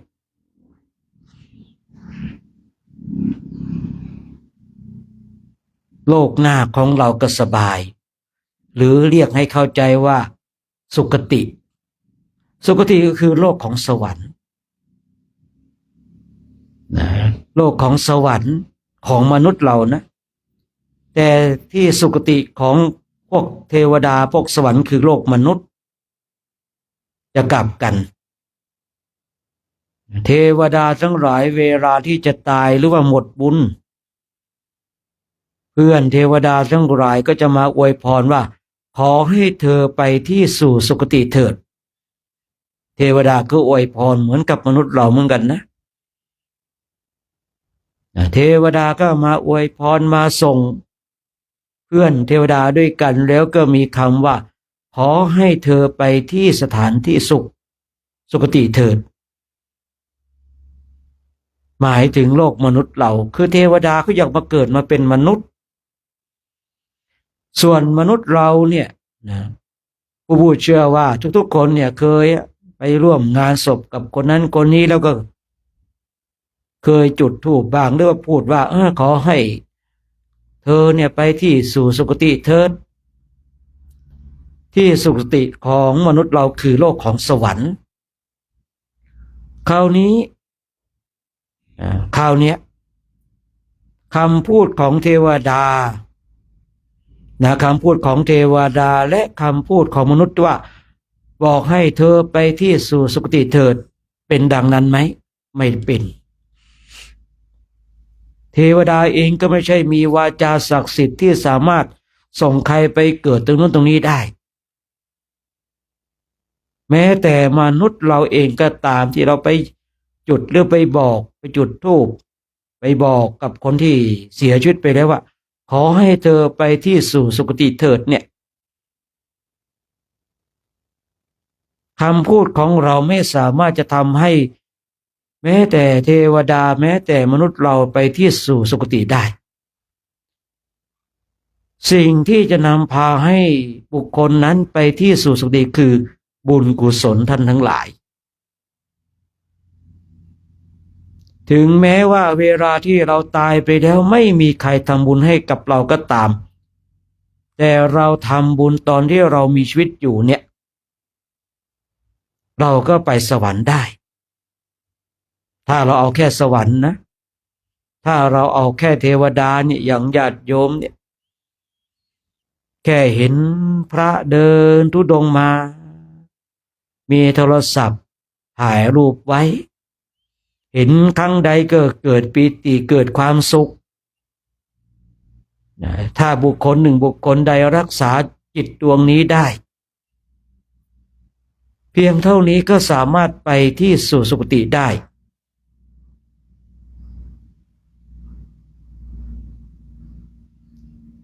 มีเรื่องราวในพระไตรปิฎกเพียงแต่ทำจิตให้เลื่อมใสพระเจ้าก็สามารถไปเกิดบนสวรรค์ได้มัทธกุณฑลี เนี่ยก็สามารถไปเกิดอยู่บนสวรรค์ได้นะผู้พูดจึงกล้าพูดว่าเพียงแต่เราเนี่ยทำจิตของเราให้เลื่อมใสที่เห็นภาพของพระเดินธุดงค์กันเนี่ยหรือว่าเห็นพระนั่งภาวนาเห็นแล้วเกิดความสุขเกิดปิติเพียงเท่านี้ถ้าเรารักษาจิตเพียงเท่านี้นะเราก็สามารถไปสู่สุคติได้แต่ทางนี้ทางนั้นไม่มีใครรับประกันเราได้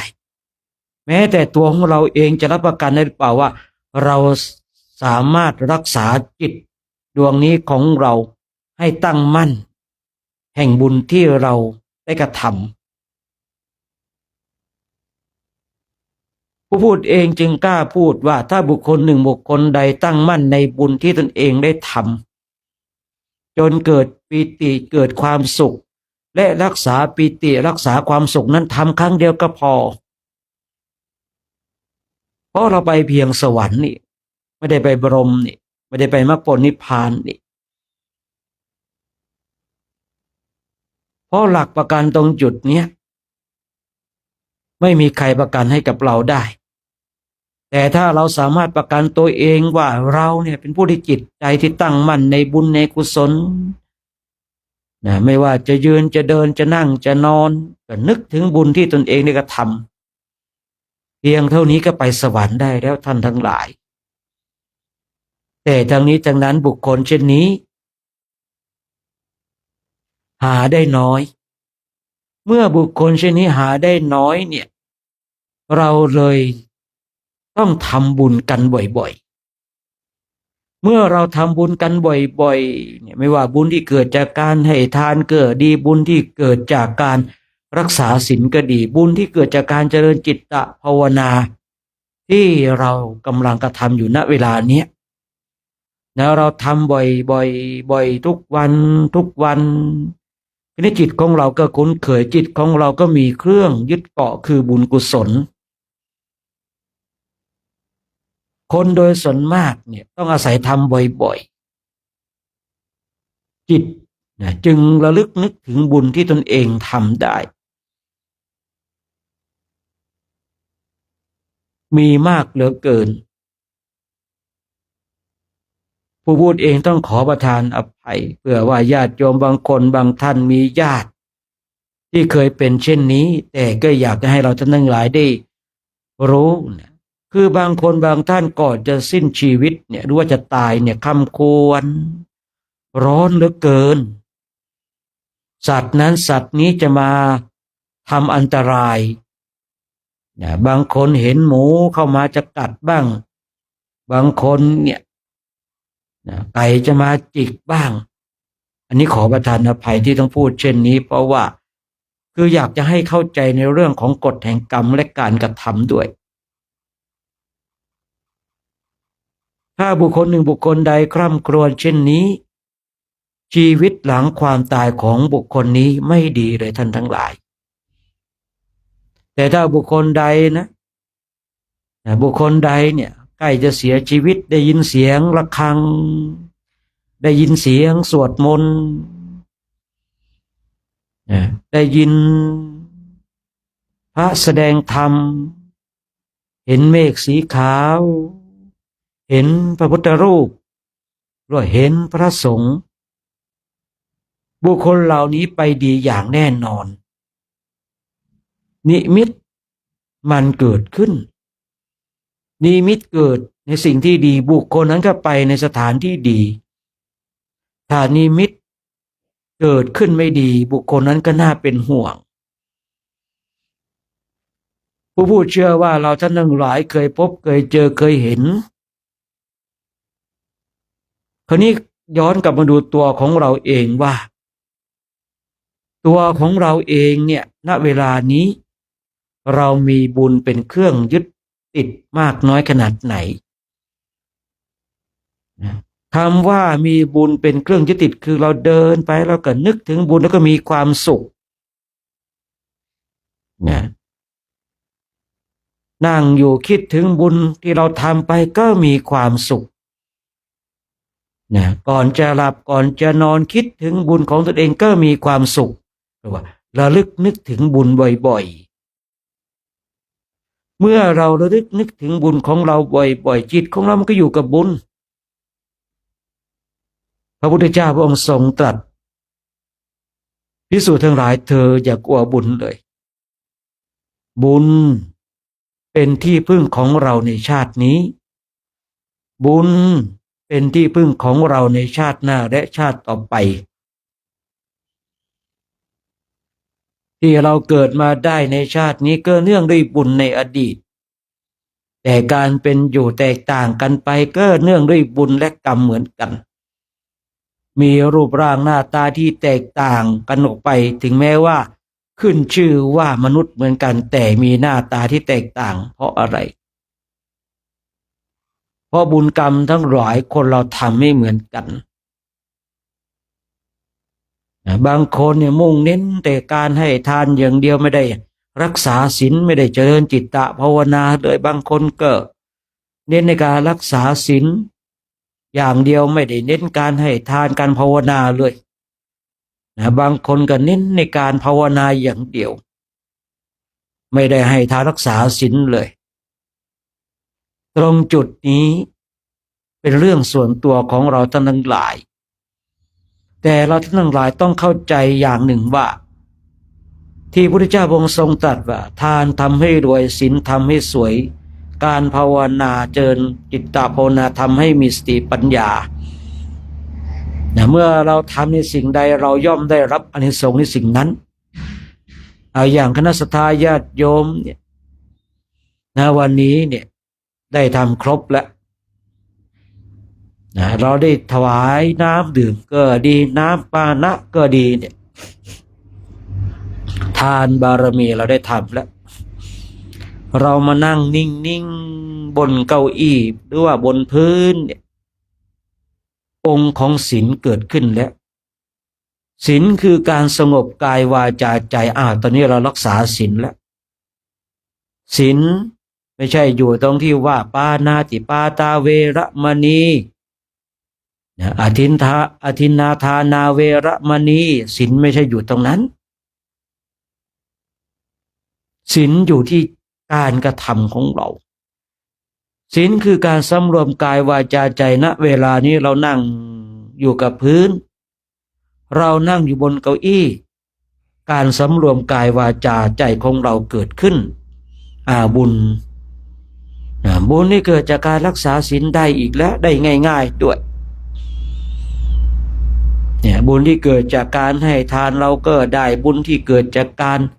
รักษาศีลก็เกิดขึ้นทีนี้เราท่านทั้งหลายยังมีความเพียรต่อไปอีก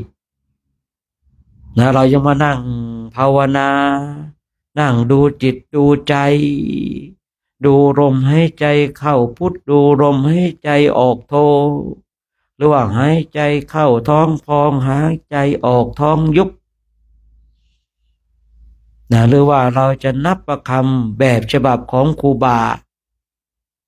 อันนี้ก็ได้อันนี้ก็เป็นบุญเหมือนกันอันนี้ก็เป็นบุญเหมือนกันณเวลาเนี้ยผู้ที่อยู่ณสถานที่ตรงนี้คือเราได้บุญครบแล้วนะส่วนญาติโยมที่ชมไลฟ์สดอยู่ถ้าวันนี้ได้ให้ทานได้บุญที่เกิดจากการให้ทานแล้วถ้าณเวลานี้มีการสำรวมกายวาจาใจบุญที่เกิดจากการรักษาศีลก็เกิดขึ้นถ้าว่าเรานั่งสงบนิ่งดูลมหายใจเข้าออกหรือว่าเรากำหนดในกรรมฐานกองใดกองหนึ่งเราก็ได้บุญแล้วทางบ้านไม่สามารถที่จะรู้ได้สำหรับผู้พูดว่าใครอยู่ในอิริยาบถใดแต่สามารถรู้ได้กับท่านที่อยู่ณสถานที่นี้เพราะทุกคนไม่ว่าพระไม่ว่าสมณเณรไม่ว่าจะเป็นแม่ชีหรือว่าญาติโยมอุบาสกอุบาสิกานั่งสงบ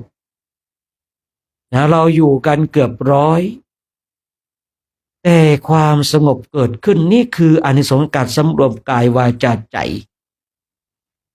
นี่คืออานิสงส์ของศีลที่เราเห็นได้ด้วยตัวของเราเลยว่าโอ้คนที่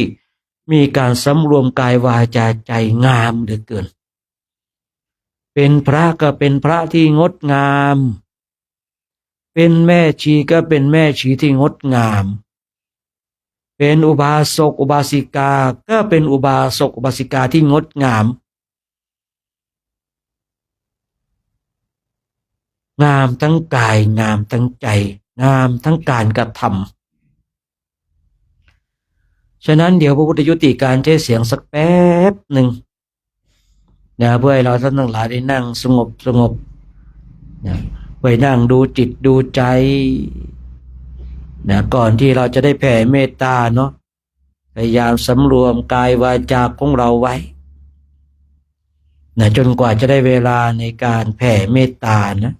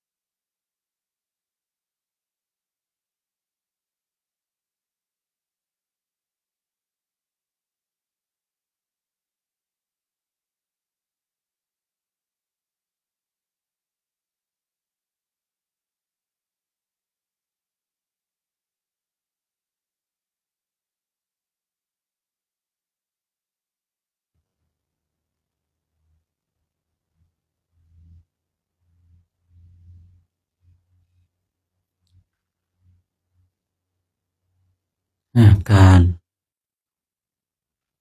เจริญจิตตภาวนาในคืนนี้ก็สมควรแก่เวลา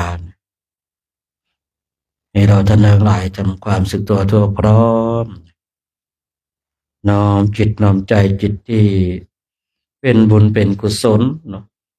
เราจะได้ร่วมกันแผ่เมตตาให้กับสรรพสัตว์ทั้งหลายที่เป็นเพื่อนทุกข์เกิดแก่เจ็บตายของเรานะ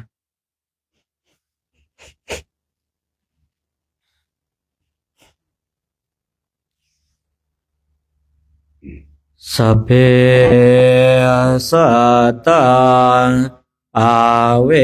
ราโหนตุขอ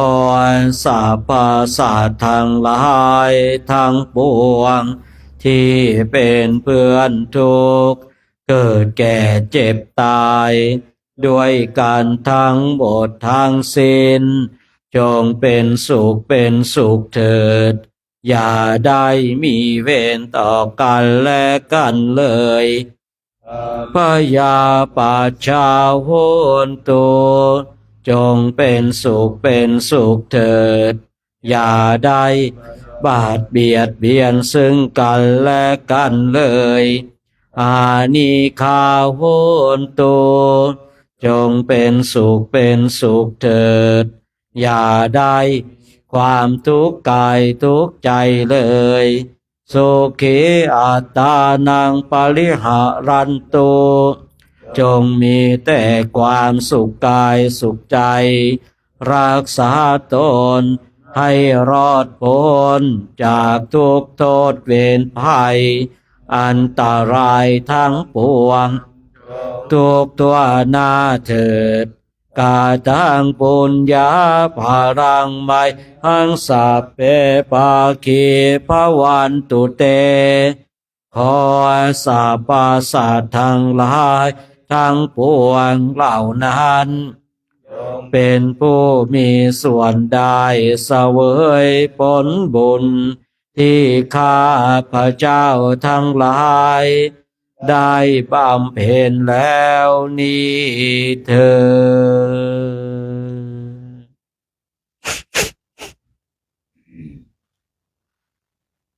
ดวันนี้ก็ต้องโมทนาเนาะสงสัยเป็นช่วงของน้ำปนะและวันนี้นะโยมก็อยู่รับพรก่อนเด้อนะเลิกไม่ดึกนะเพราะว่าเดี๋ยวพรุ่งนี้เช้าโยมตื่นไม่ทันนะตื่นหุงข้าวไม่ทันนะผลพวงจะมาถึงพระด้วยนะยังไงล่ะพระอดข้าวเลยยุ่งเลยเนาะอ้าวโยมทำไมไม่มาใส่บาตรแกก็อาจารย์นะสิพานอนดึกพานั่งสมาธินานตื่นหุงข้าวไม่ทันเลยยุ่งเลยเนาะ ส่งตัวแทนโอ้มีแก้วสำรองให้กับอาจารย์หลวงพ่อท่านพระครูไหมเดี๋ยวตักเอาแก้วมาก่อนนะตอนนี้ยังวันต่อไปค่อยว่ากันนะตักมาให้ท่านพระครูแล้วก็ท่านอาจารย์อีก3 ท่านเลยนะตักมาถวายด้วยเนาะท่านพระครูมีแก้วป่ะยังนะมีมาไหมมีไหมไม่มีนะมีไหมมีไหมมีหรือเปล่าเดี๋ยวให้ตะรวยจัดการเลยนะเดี๋ยวให้ตะรวยเขาจัดการให้นะติดในรถนะของเรามีไหมบนรถมีเหลือบ้างไหมไม่มีเดี๋ยวให้ตะรวยเขาจัดการนะพวกนี้นะเพราะว่าช่วงน้ำปะนะก็จะได้นั่นนะเนาะว่าเราส่งตัวแทนเรื่อยญาติโยมก็เดี๋ยวแป๊บหนึ่งเนาะให้พระท่านได้ดื่มน้ำปะนะเติมพลังทางกายเนาะนี่เดินมาเนี่ยเมื่อคืนนอนที่ป่าช้าสุสานบ้านหนองห่างเขาใจดีกันนะญาติโยมเปิดแอร์กันทั้งป่าช้าเลยนะพระก็หนาวทีนี้โยมจะใจดีหรือเปล่าก็ไม่รู้นั่นเนี่ยนะจะเปิดแอร์ให้พระหรือเปล่าก็ไม่รู้นะยังไงไม่ต้องเปิดก็ได้เด้อ ดูเถอะนะดูลูกเนนตื่นแล้วยังไม่รู้นะเมื่อกี้นั่งสมาธิเรียนวิชามุดดินได้โยมนะเดี๋ยวนะ อ่าเดี๋ยวดูแก้วให้ ดูตักมา หรือว่าแก้วมาก็ให้ท่านพระครูแล้วก็ท่านอาจารย์อีก3 รูปด้วยนะอืมเดี๋ยวเราแก้วนะดูถวายท่านพระครูหน่อยนะท่านพระครูนะนั่น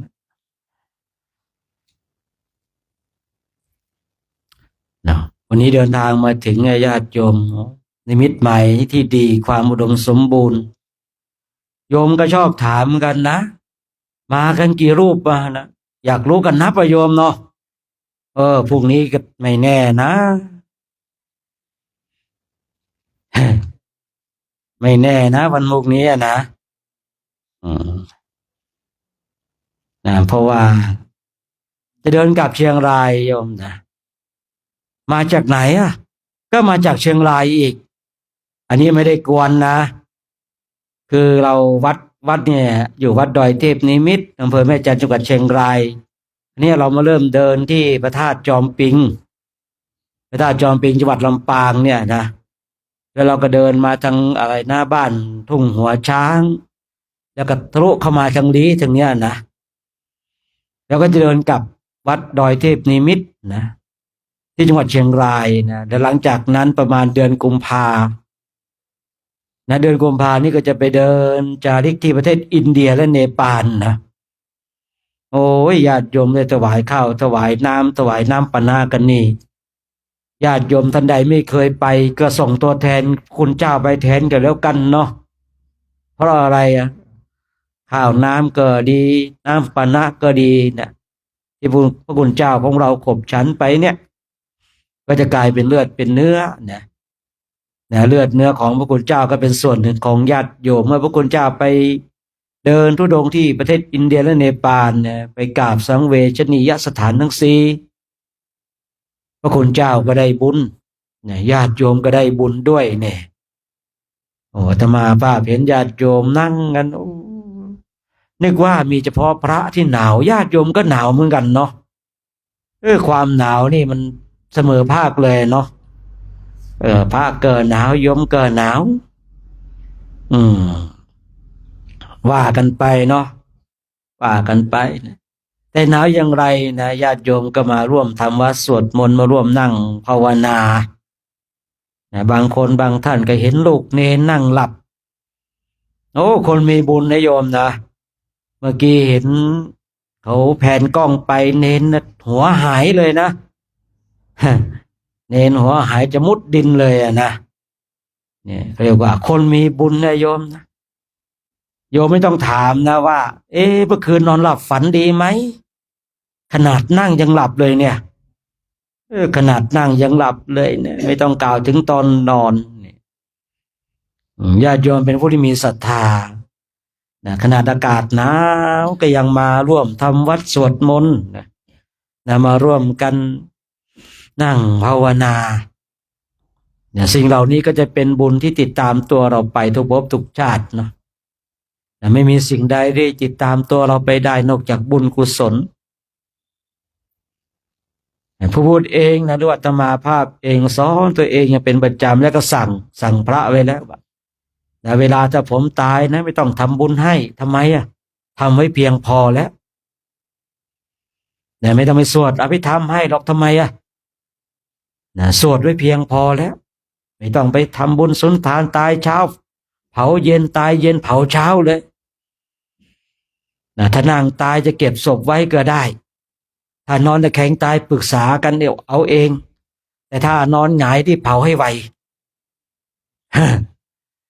ถ้านอนหงายเนี่ยนอนตายหงายเนี่ยเผาให้ไวเลยเสียชื่อหมดเลยนะถ้านอนตะแคงนี่ยังมีชื่อนะถ้านั่งตายเนี่ยถือว่าสุดยอดเลยนะผมก็กล่าวว่าผมจะนั่งตายนะนั่งตายก็เลยสั่งพระไว้แล้วนะแต่ว่านั่งตายเนี่ยจะเก็บศพไว้ก็ได้ไม่เน่าแน่นอนนะแต่นอนตะแคงตายนี่ก็50-50 แต่ถ้านอนหงายตายนะไม่เกิน3 วันอืดแน่ สั่งไว้เรียบร้อยแล้วนะเตรียมตัวเดินทางไกลนะก็เลยเตือนตัวเองนะว่าเราต้องทำในตอนที่เรามีชีวิตอยู่นะไม่ว่าจะเป็นทานก็ดีศีลก็ดีการภาวนาก็ดีนะคือญาติโยมเนี่ยเนาะเนี่ยวันเนี้ยได้ถือว่าได้ทำสิ่งที่ถูกหลักในพุทธศาสนานะได้มาให้ทานมารักษาศีลนะมาเจริญจิตตภาวนามาฟังเทศน์ฟังธรรมกันพระภิกษุสงฆ์ที่มาประชุมพร้อมกันนี่ไม่ใช่มาเฉพาะประเทศไทยนะโยมนะนู่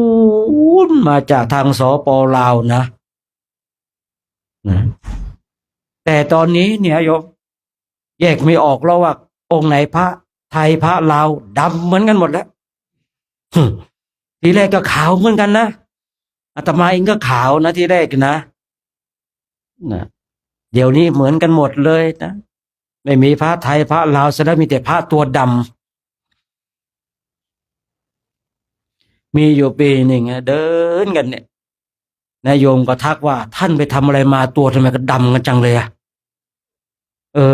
โยมก็ถามได้เนาะว่าท่านไปทำอะไรมาตัวท่านพวกท่านดำกันจังเลยว่านะเนี่ยพระเราก็แบบถึงตัวดำก็ดำแต่กายโยมใจท่านสะอาดเมื่อใจสะอาดท่านเลยไม่ส่งน้ำท่านบอกว่าใจผมสะอาดแล้วไม่จำเป็นต้องส่งน้ำเหมือนนะจิตใจดีโยมคนจิตใจดีจะไม่ส่งน้ำไม่อาบน้ำนะถ้าญาติโยมอยากจะเป็นบุคคลที่จิตใจดีใสสะอาดเนี่ยไม่ต้องอาบน้ำนะนอนบ่หลับแล้วนะโอ้เป็นจะได้นอนบ่หลับ เหมือนกันเลยนะมันบ่อุ่นเนาะมันหนาวกะโตเหมือนกันเลยนะ อ่าพระคุณเจ้าเราดูน้ำปานาได้ครบกันหรือยังนะนะได้เพราะว่าเราก็เดินมากันทั้งวันแล้วเนาะนะ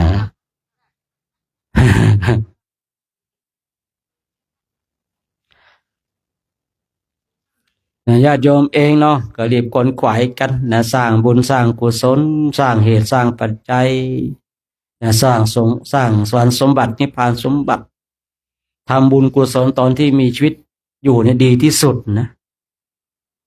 ทำเองดีที่สุดนะขนาดเราหิวข้าวเรายังกินเองเลยเราใช้คนอื่นกินแทนเราก็ไม่อิ่มเนาะเอาละเนาะน้ำปนะในค่ำคืนนี้ก็คงจะเรียบร้อยกันหมดแล้วเนาะเดี๋ยวคณะพระภิกษุสงฆ์องค์สามเณรพร้อมกับแม่ชีเนาะก็จะได้ให้พรนะครับญาติโยมเนาะที่มีอุปการะคุณมีจิตศรัทธาเลื่อมใสในพุทธศาสนาคนขวายในกิตติชอบประกอบในธรรมเห็นพระสงฆ์องค์เจ้ามาถึงแม้ลูกก็ไม่ใช่หลานก็ไม่ใช่แต่เราก็ยังสละทรัพย์ภายนอกคือเงินทองเปลี่ยนมาเป็นน้ำปนะ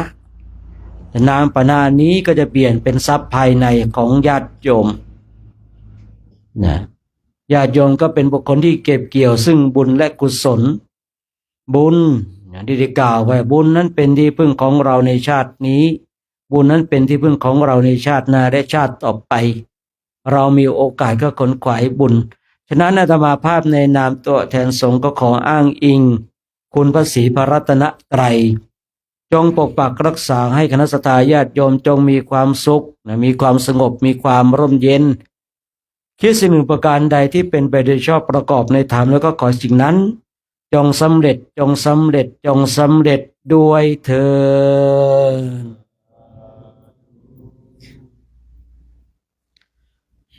สัพพโลกาวินิโมโตสาภาสันตาปวาชิโตสาภเวรามาติกาโตเนียพุโตจัตุวาภวสสะพิยติโย จันตุสัพปโรโควินาสตุมาเตภวัตวันตารายโยสุขีทีขายุโกภวะพิวาทนาสีเลสาเนียตวุฒาปจายโนจาตารโรธรรมาวัฏาติอายุวันโนสุขังภาลังโชคดีมีใจเด้อขอให้ถูกรางวัลที่หนึ่งกันนะ จะได้มาถวายน้ำปานะอีกรอบหนึ่งนะต่อไปเดี๋ยวเรากราบพระพร้อมกันเนาะ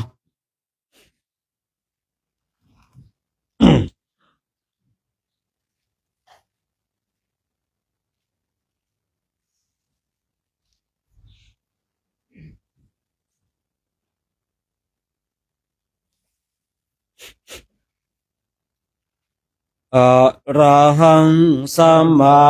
สัมพุทโธภะคะวาพุทธังภะคะวันตังอภิวาเทมิสวากขาโตภะคะวะตาธัมโมธัมมังนามัสสามิสุปฏิปันโนภะคะวะโตสาวกสังโฆสังฆังนามามิมหาตาปิโตคุณาอะหังวันทามิคุโรอุปัชฌาย์อาจาริยะคุณังอะหังวันทามิน้อมจิตน้อมใจกราบคุณครูบาอาจารย์พร้อมกัน3 ครั้งพร้อมแล้วกราบกราบกราบ